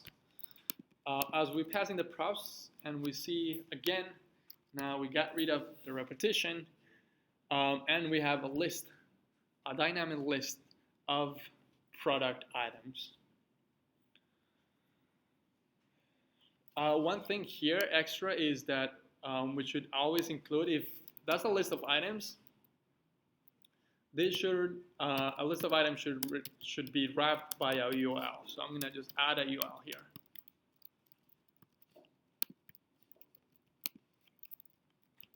LIs are supposed to live inside of URLs, just to keep consistent and semantic. Michael? Can you pass in, see how the product page is, you pass in the product as the object itself? Wait, say that again? So the product will pass in. This one? No, the product page. Okay. Pass in the object, right? When you pass in the object with the product item, that product, I call it to the product, right? You mean like passing in just the entire product object to the product item? Yeah, product equals product, and then the product item JS. Yes, the answer is yes. We can pass in, since we know that in props we can pass in any data types, like arrays, objects, string, booleans. Yes, you could pass the object directly. And for larger objects, it will be better to just pass in the entire object. Other questions?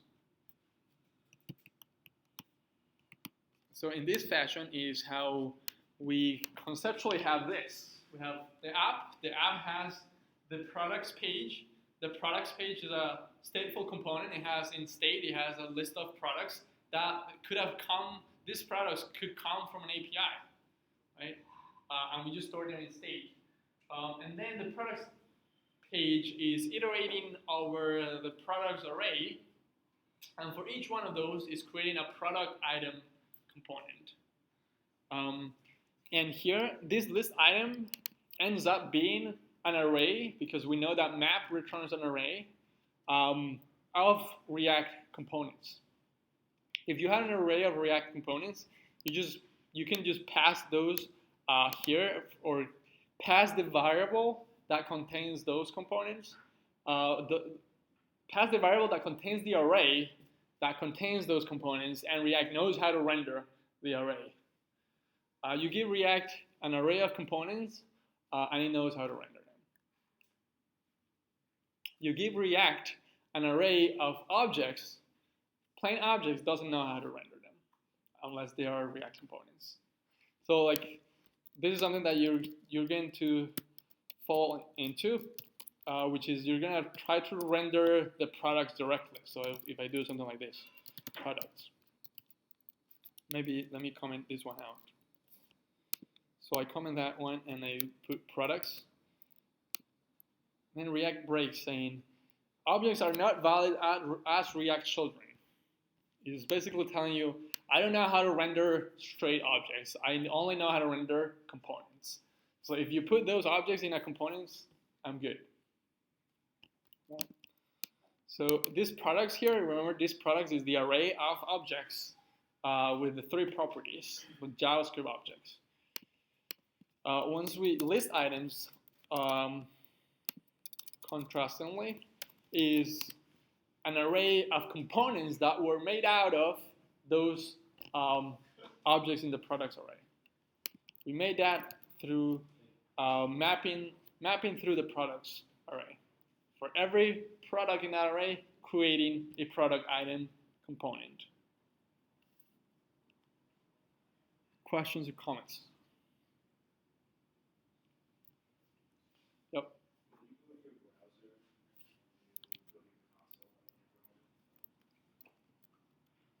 My browser console.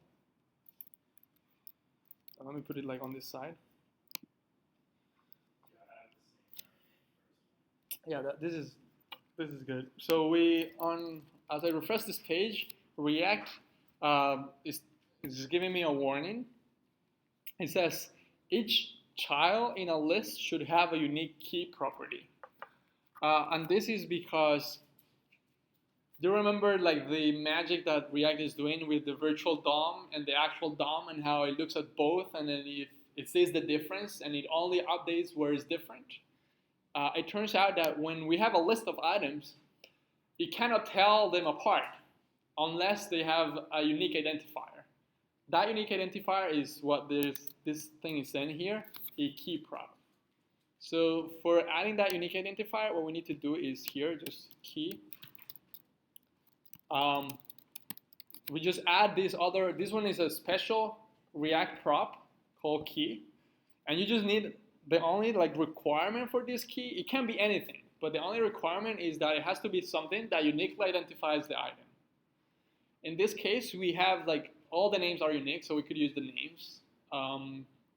And yeah, at this point, if we have IDs, ID will probably be better. But for now, let's just product.name. React just needs something to uniquely identify an item, because when React wants to do that comparison of the two DOMs, this is how it's going to be able to tell which element actually changed. And you're going to see a bug where you forget to add the key, and you add a comment, and it turns out that your comment doesn't show, or it shows in the wrong order. Because it updated, but then React doesn't know exactly in what order were the things. Yeah.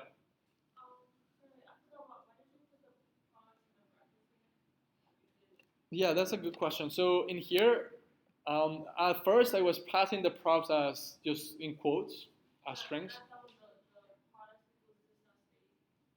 Oh, this one? Oh, this is object destructuring. So this is saying, I want to create a variable called products that is going to contain whatever this.state.products contains. So this is something called object destructuring. Yeah. So that we don't have to do remember the contrast of this will be this line.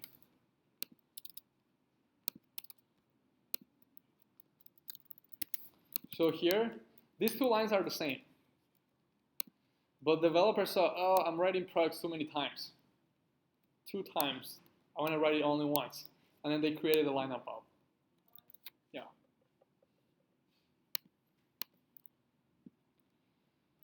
Cool. Other questions? Oh, but in here, I wanted to do repeat this because I want to pass in JavaScript, right, as a prop to these components. I want to pass something that the name property of the product JavaScript object has. I'll need to wrap this in curly brackets. You want to wrap in any JavaScript code in curly brackets on your components. Okay. I can't just do this because it turns out that this piece here is JavaScript. This piece here, the JavaScript is accessing a property on the product object. So you need to include the curly brackets around there. And if you pass in quotes, what do you think will happen? If you pass it into quotes.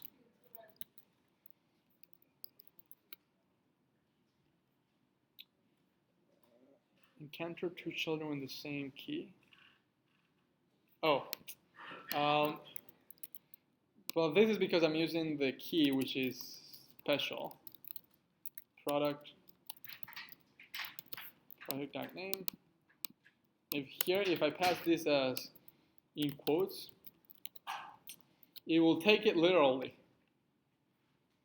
and it will say product that name.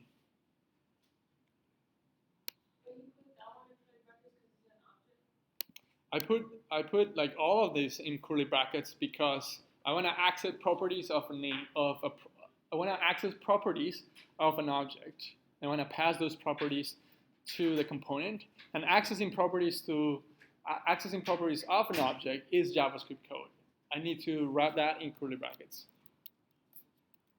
and get rid of this.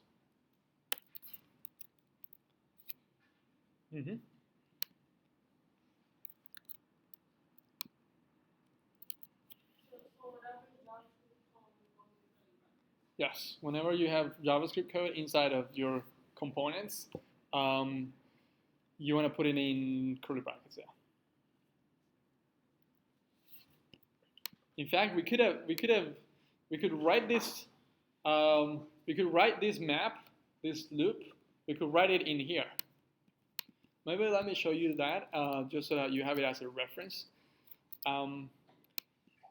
So this part here. Let me uncomment this, copy it, and then comment it. We could write it directly here if I do this.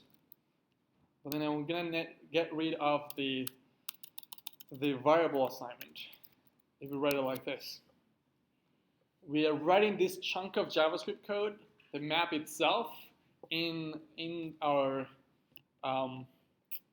component. This will work exactly the same. And if you think about it, it has to make sense because products.map returns an array of what?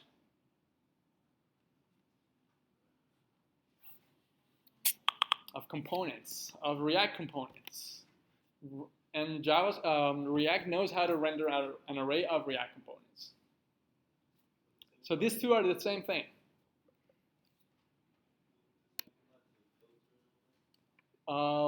Yeah, all of them, all of the ones that as long as your function or as long as whatever you're doing returns a component or an array of components, you can write it here.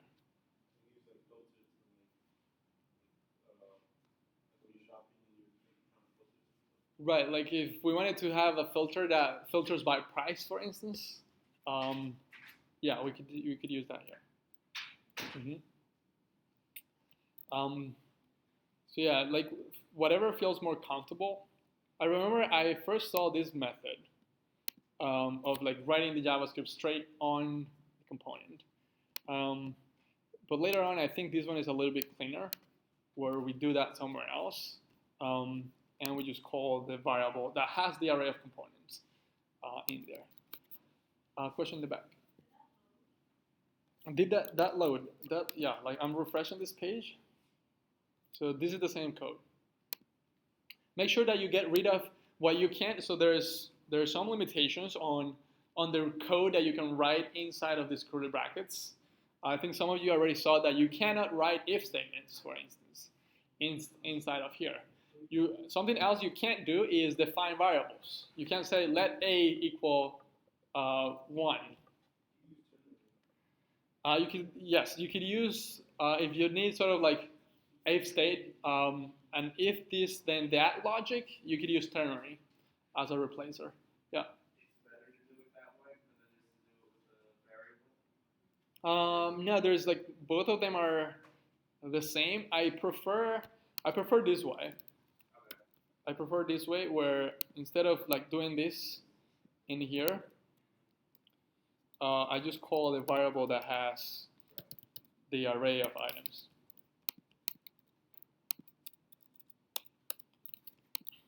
But it's technically the same. Yeah. Question? Say your list of products is massive and there is no unique key within, like naturally within that list. Could you build a counter outside of the return and increment it like above the product item, and then use that as the key so that each time it loops, it makes a new incremental key for it? Yes, but you wouldn't need to go to such length, because what you could do is just use, this is something that we could have done here. We could use the index of the element, and that guarantees that it's going to be unique. Cool, so this is how we can pass information that we have in this component on the products page to individual smaller components, right? Without having to repeat ourselves. I think there is somewhere in the React documentation also that it says React docs flow.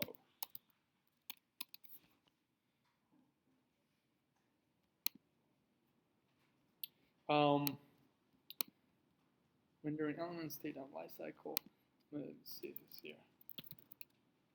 Yeah, it says, this is something that we're gonna see more and more. The data flows down. So data from here, the products flow down. If we think of this as a tree, it flows down from here to the individual components. And props are that mechanism that will allow us to pass in data from this component to this other individual component. Right? Joy? Yes, components can talk to other components. We're going to be using props for that. That's the next thing. Yeah. Cool. So we sort of, in here, we could also think of, we accomplish communication between the parent and the child, but only in one direction. Like, the parent can communicate with the child by passing information, right? Like the name and the manufacturer. But what if we want the child to communicate with the parent? So it's sort of like we have a unidirectional communication where the parent is able to pass information to the child, but we also want the child to pass information to the parent somehow. And that is sort of related to what you're doing, what you were saying. This documentation is really good.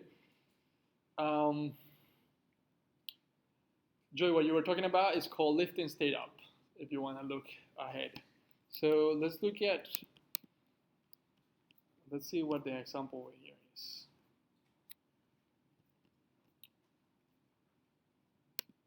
So we talked about the product item,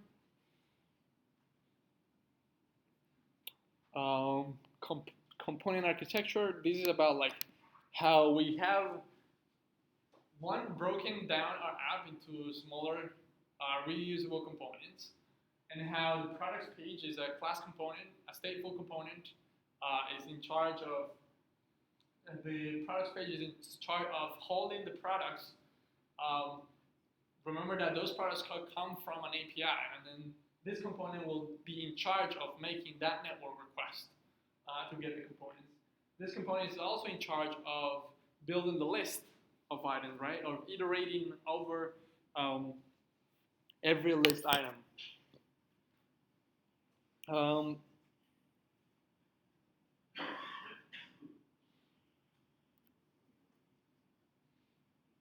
Right, like, why is this important? And like, why do we want to reuse the product item? Is if we go back to the Amazon example,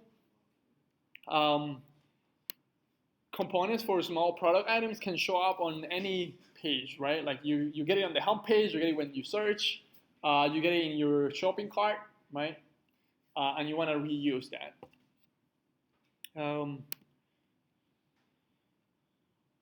Right here, if we wanted to do something where it has the image, we could just build our product item. Could be a little bit more elaborate and have like an image, and maybe with CSS rearrange it to look nice.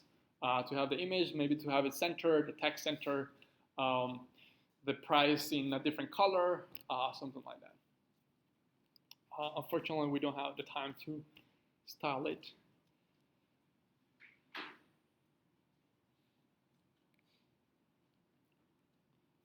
think we sort of saw this. So this is how we're going to be building apps, where this sort of structure app is sort of like a staple component that is generally the top component or the parent of the entire thing. And here we have like, imagine we have like a search component, a home component, and a profile component. And each one of those have children. Oh, also this is interesting, where we can have like props can go down multiple levels. Like you decide like how, like depending on your app, information that is like higher up, like let's see if I can come up with an example. Let's say you have an app, and in the app has state, and in the app's state you keep the user that is logged in, let's say, right? So if I'm logged in the app state, I have my name, I have when was the last time that I logged in, maybe my cart, my shopping cart, and so on. And let's say I want to display my name on the profile page, right? And that profile page has some other components. And one child component is in charge of displaying a header that has my name, my profile photo, and all that. So that user that is currently in app could be passed through props to the profile component, and the profile component could pass that my username or my information or the information of the user that is logged in to the child component that is in charge of actually displaying my image, my name, etc. So this is also, I think, a term for this is like prop drilling. You know, props can go down as much as you need them. Like app can pass a prop to search, and then search can pass a prop that came from app to any of its children. That is just, and bigger applications will do this very often. Now, even larger applications, when you have a lot of like this prop drilling, where you're passing a bunch of props, multiple levels, then there are some solutions that we have, which is Redux is one of them that we might end up seeing at the end of our React. Context, and I forgot, I think there's another solution, but those are the two main ones. Prop drilling. So let's look at this last thing that we need. See if, so building an app or changing the state using child components. So this is how is this component, how is this smaller component able to change the state of the parent component? So this is why I was saying that, like, so far we have like a unidirectional communication where the parent is able to pass information to the child, but the child has no power of his parent, basically. It cannot change it in any way. What we want to do, I think the example is something like purchase, or like, where in this case I don't think we're saving this anywhere. We just sort of have an inventory, and when you click on purchase, the inventory just goes down, right? So what we want to do here is we want to give every single one of these product item components a button. And that button is just going to lower the inventory, right? How many items we have in the inventory. The trick is that the inventory will live, and is currently living in the product page component, the product page state, right? And then the question is, how do I get this component that has a button that when you click that button, you change something in the parent? And the answer for that is pass in a function as props. So let's look at that example. So in here we're just gonna add a quantity property to our items. So in here I'm just gonna do I'm actually gonna abbreviate it to QTY. Let's say we have 5 of these. QTY. Let's say we have 3 of these. 4. And say we have 10 of this.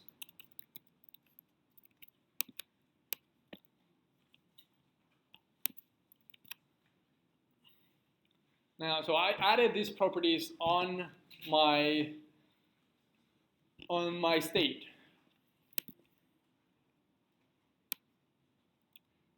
These objects are starting to be like long. In that case, so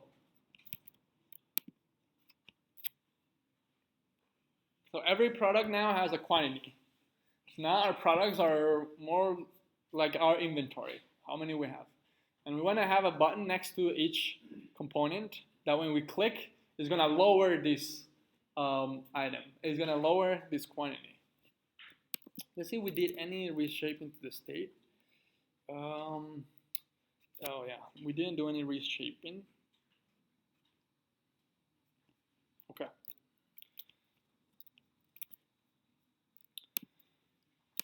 So now we have our quantity. Now have your product item also show the quantity. So you're gonna need to add a prop that you pass into your product item. I want you to have your product item also display the quantity of the product that you have. So how do you make it also display the quantity?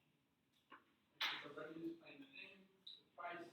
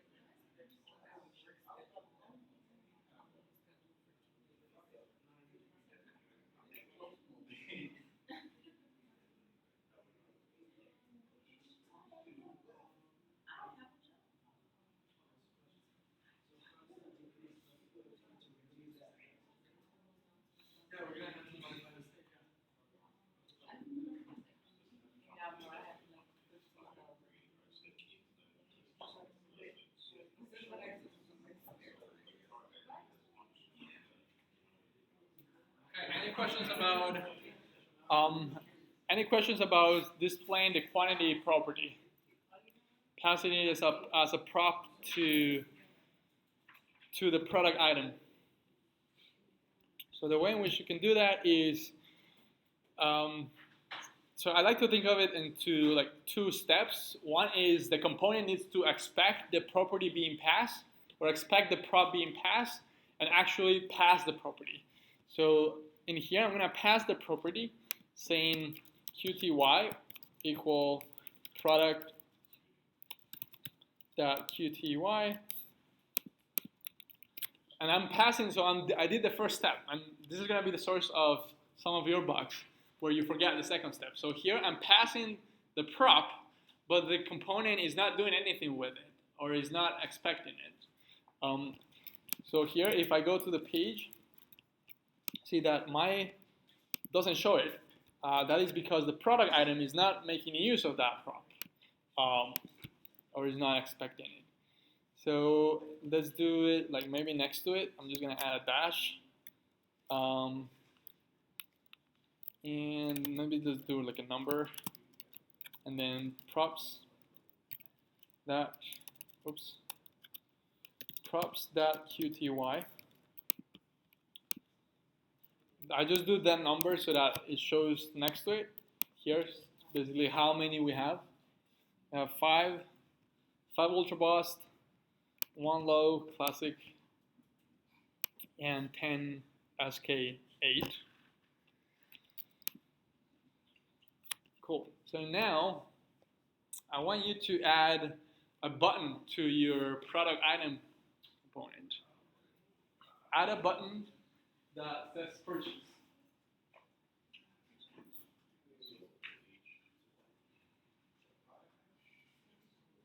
You should only need to add one button, and all the product items should get on.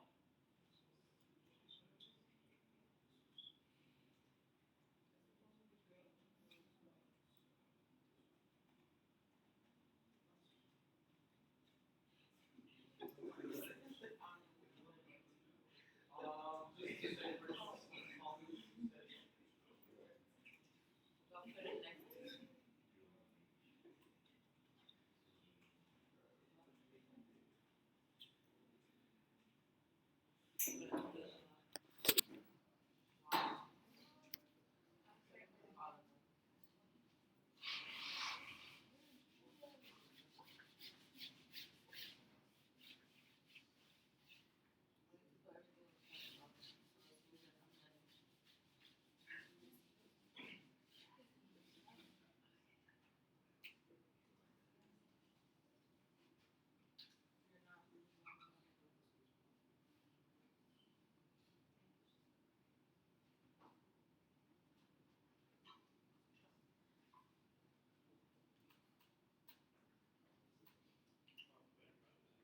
Your button could also just say buy.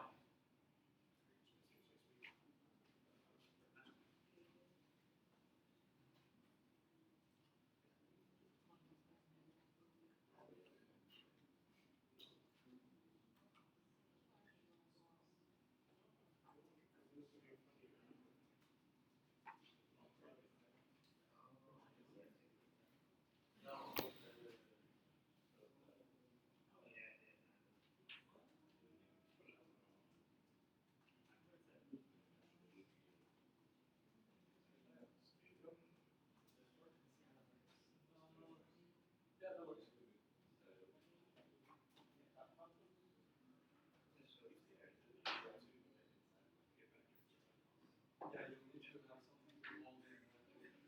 Yeah, you need to have something to hold in. I would say that this should just be inside of the dialog. I want to start with this one is for the entire show.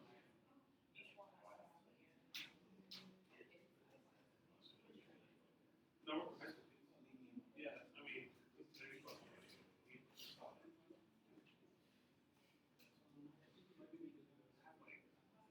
have one kid, so that every kid just combine it.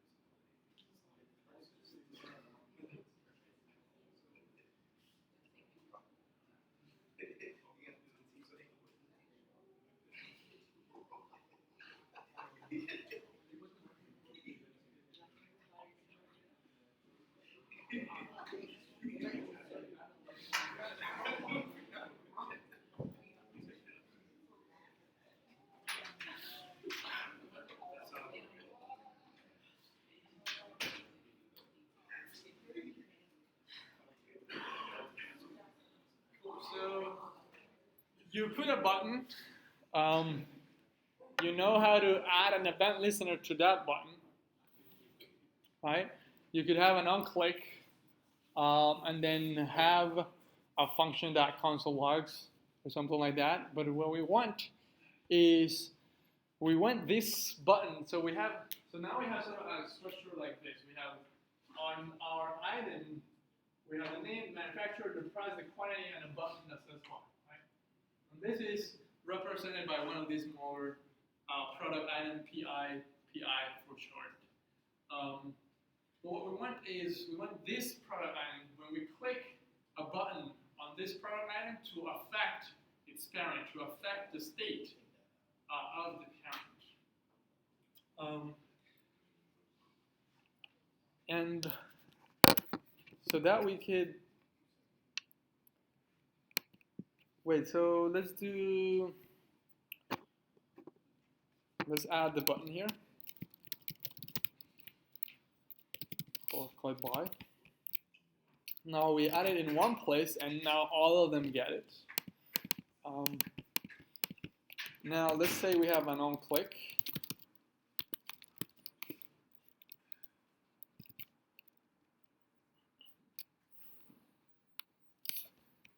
And in this case, I'm going to define a function here just for now. Let's do const handle click. That is just going to console log button. Let's say button for, and then here with like maybe with string interpolation. So let's turn this into backticks. Say props that name was clicked. So I have button for props.name clicked. And now I'm going to pass in that function to be my event listener, my handle click.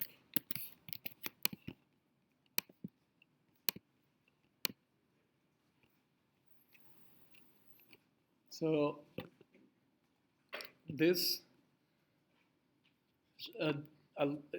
this shouldn't be surprising, the fact that we have an event, a button with an event listener that is going to listen for the click event, and is going to invoke the handle click function for every click event that happens.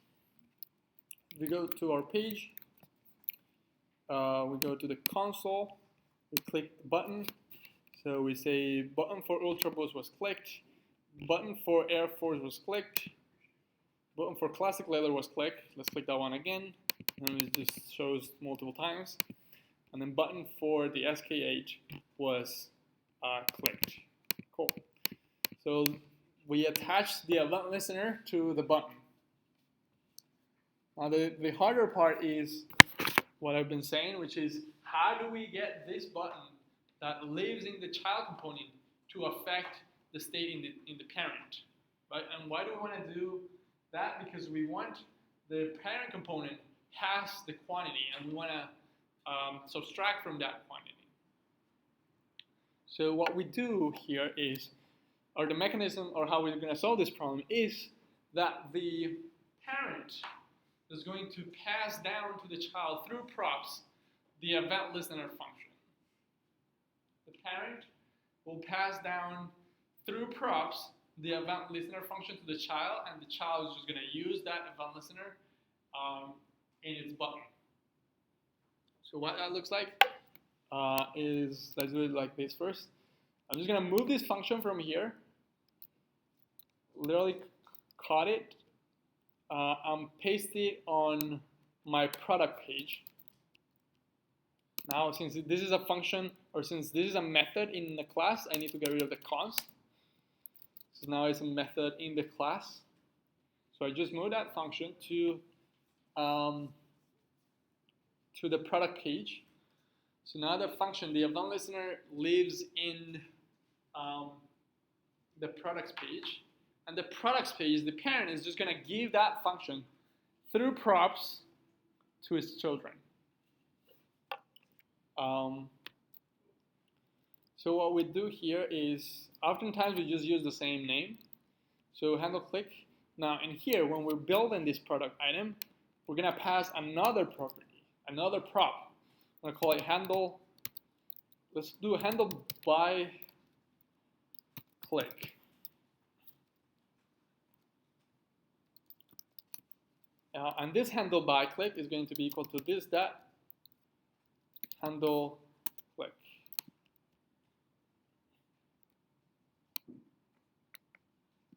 So now what we have here,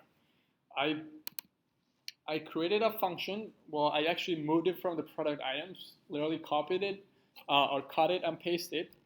That is a function that is going to serve us as an event listener. And I put it in the products page class component. And now this component is going to pass it down as props to the children. Yes? Why did you name it the same thing? I missed that. It's like handle by click. Oh, actually, this oftentimes we just name this the exact same thing. Handle by click and handle click. Let me change this one. Handle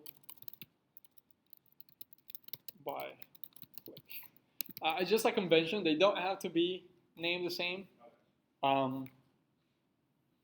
Yeah, it's just sort of easier to track down if they're named the same. So here we have a function. Before we were passing primitive types, like booleans, numbers, strings, etc. Now we're passing in as props. Since this is all JavaScript, we can pass anything. Now we're passing as props. We're passing a function. Right?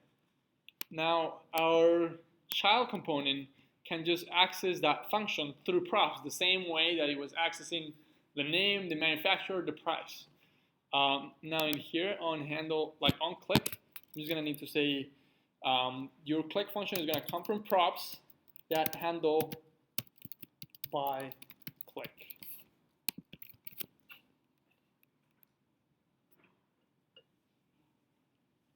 Handle by click.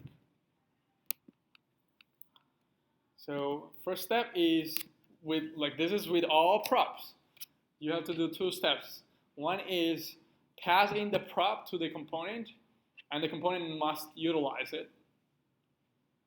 Or what I call that second step is the component is expecting the prop. Right. So here I pass in a prop. The only difference of this prop is that the value of this prop is not a string, is not a boolean, is not a number, it's a function. But functions are values, right, in JavaScript. So we could just pass anything that can be a value. Yes, Joy? In the handle by click function, we have to change prop name. Oh, that's a good question. Yeah, so that becomes, now here, props name, we don't have this anymore because this props name was when we had it in product item, right? So we don't have this anymore. Let's just get rid of it for now.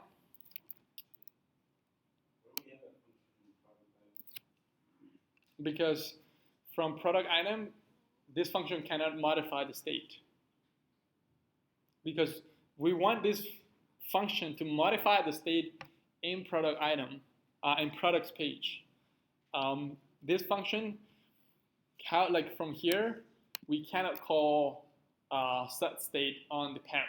From the product item, we cannot call set state on the parent. What we do is this function, the handle by click, will use set state, so it must be defined in the parent component, and then we're just going to pass this function to the children component for the children to call. Right? And we ran out of time. But let's just for now let's just pass it, and then we can continue from here. So here the function is defined in the class component. We pass it in as any other prop, and then the product item can just use it as any other prop in here by defining an on-click on the button that is going to invoke the props that handle by click. Now if I go back to the page, I have my buttons are still functioning, or at least the event is still being fired. Now this console log lives in the product page, right? And we successfully passed in a function as a prop to the children. Tomorrow we're going to see how do we actually have this function set the state of the parent while it's being pressed in the children. And that's it for today. Yep. Does it read a console log? Does it right now read your console log? Mine's not reading. What do you mean, like not reading? Let's take a look. Yeah.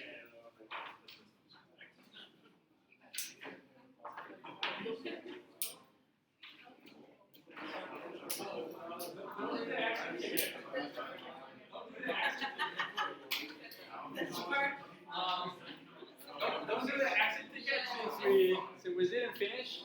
Just don't do the exit ticket. Don't do the exit ticket. Yeah. We'll do it tomorrow. You can just do it like that.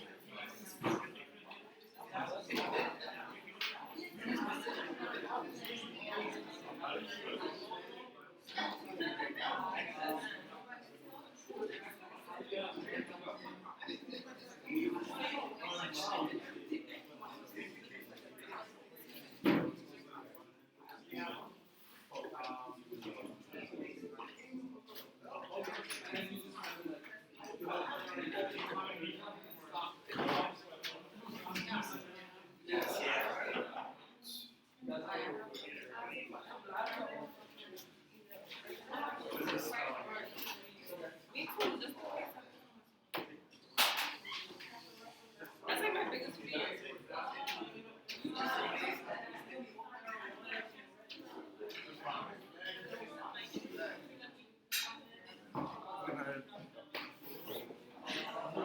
Everyone just to you?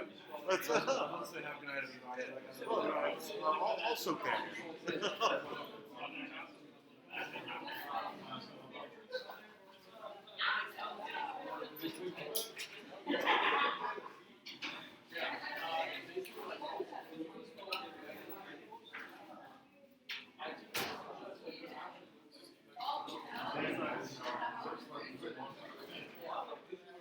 I'm gonna find out like 250, bro.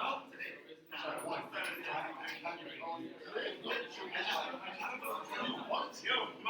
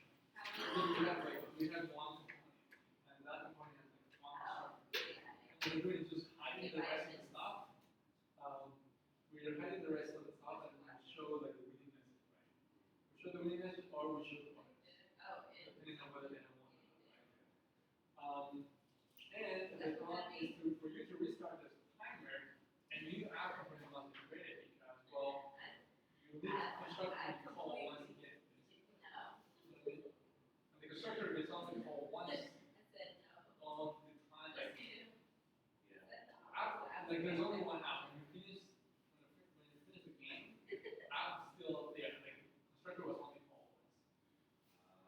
What you could do though is Have that timer running in the background and kill it. oh, that's another thing. Do you ever kill it or you never kill it? I killed it. That's why That's why you had to maybe I should. Yeah, maybe I should just separate it and never kill it. Well, that will work. That will work if you never kill it. Another thing you could do is like on the reset, whatever you reset button, Yeah. like the function is just create a game. Create the timer again. Create the timer again, assign the, you're keeping the idea of the timer so that you can start, right? Yeah. You just assign the same property. You like set the same property on stage. That's what I did. And I set the set interval to, I didn't, the first time I did it, is I set the, I put the set interval in a function inside, function, and I call the function as a value in the state, yeah, in the state. And then I killed it, I did the clear interval using the key, and that worked. But yeah, then it, like I said, I'm not able to reinitiate the timer. Oh, I don't know. Yeah, I just didn't do it. So where do you have to use it? But it's already done, because I've been trying different ways to get it to work. I see. Yeah, like what you will do is like whenever they hit the 100 points, you stop, like you clear the timer. You can just leave it running as you said earlier. But it will just run forever. Yeah, I kind of don't like that running in the background when you're not playing. Right. But I mean, But what you do is, yeah, like whenever they reach the point, the maximum points, then you stop the timer, and then when you hit restart, the button restart, you just restart the timer. I was thinking about what if you just do this like here, like, because you have this initial state. yeah, I was trying to use the initial state as the Like if you just do it here, right?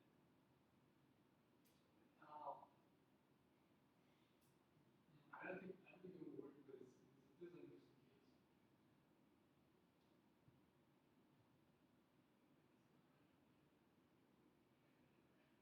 Oh, you can do.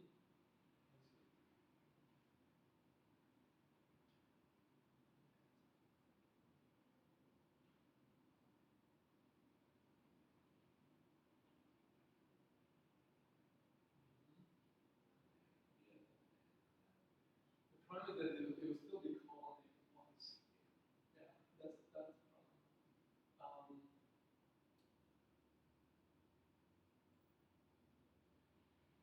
What you could do is, I'll just not do it until I learn life cycles. yeah, This is more about me just expanding let's do it. that we're not going to learn down the road. Yeah. Did you see my question on the slide about Oh, I didn't have to reply, but it was about bubbling? about like just having different level of listeners for like multiple level Yes. listeners as opposed to just one. Yeah. Wait, can you put up your question?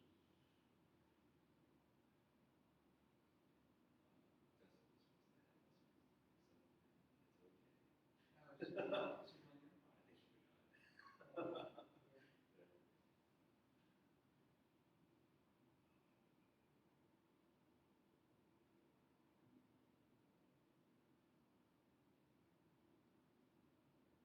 Yeah, I mean like this is fine, but like from having multiple listeners to having just multiple if statements, there's not like a lot of a difference. In fact, it will be harder to understand the code versus having one for each one. What you can do though is you can reach a good balance between like, so if you see that you're like, if you see that you are using like, I don't know, change a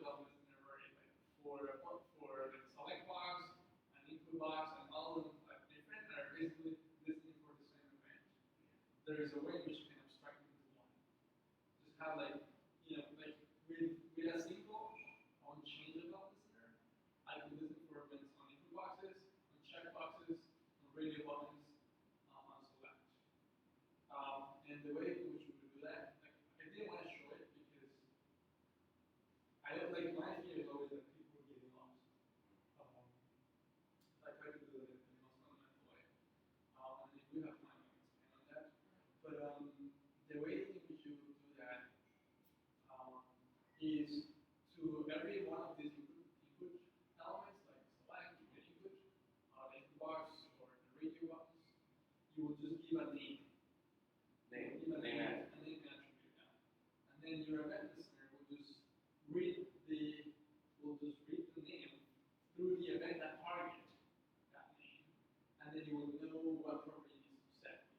Because if the name is the select, then if the name is like, let's call it like gender for a select box for selecting the gender, then you could use well, you could use if statements saying like if the name is gender and we want to set the gender key in the state. If the name is password, then we want to set the password in the state, right? Or you can just take advantage of object computed properties. Do you remember like this right? Yeah. So it basically looks like do you have the project where we had the checkboxes and the input boxes. It was like a loading form. You had that one. That was React, yeah.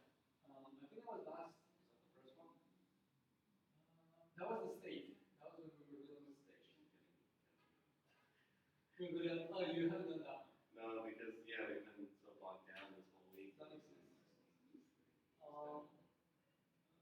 I really want to show you this because I feel like you'll take advantage of it.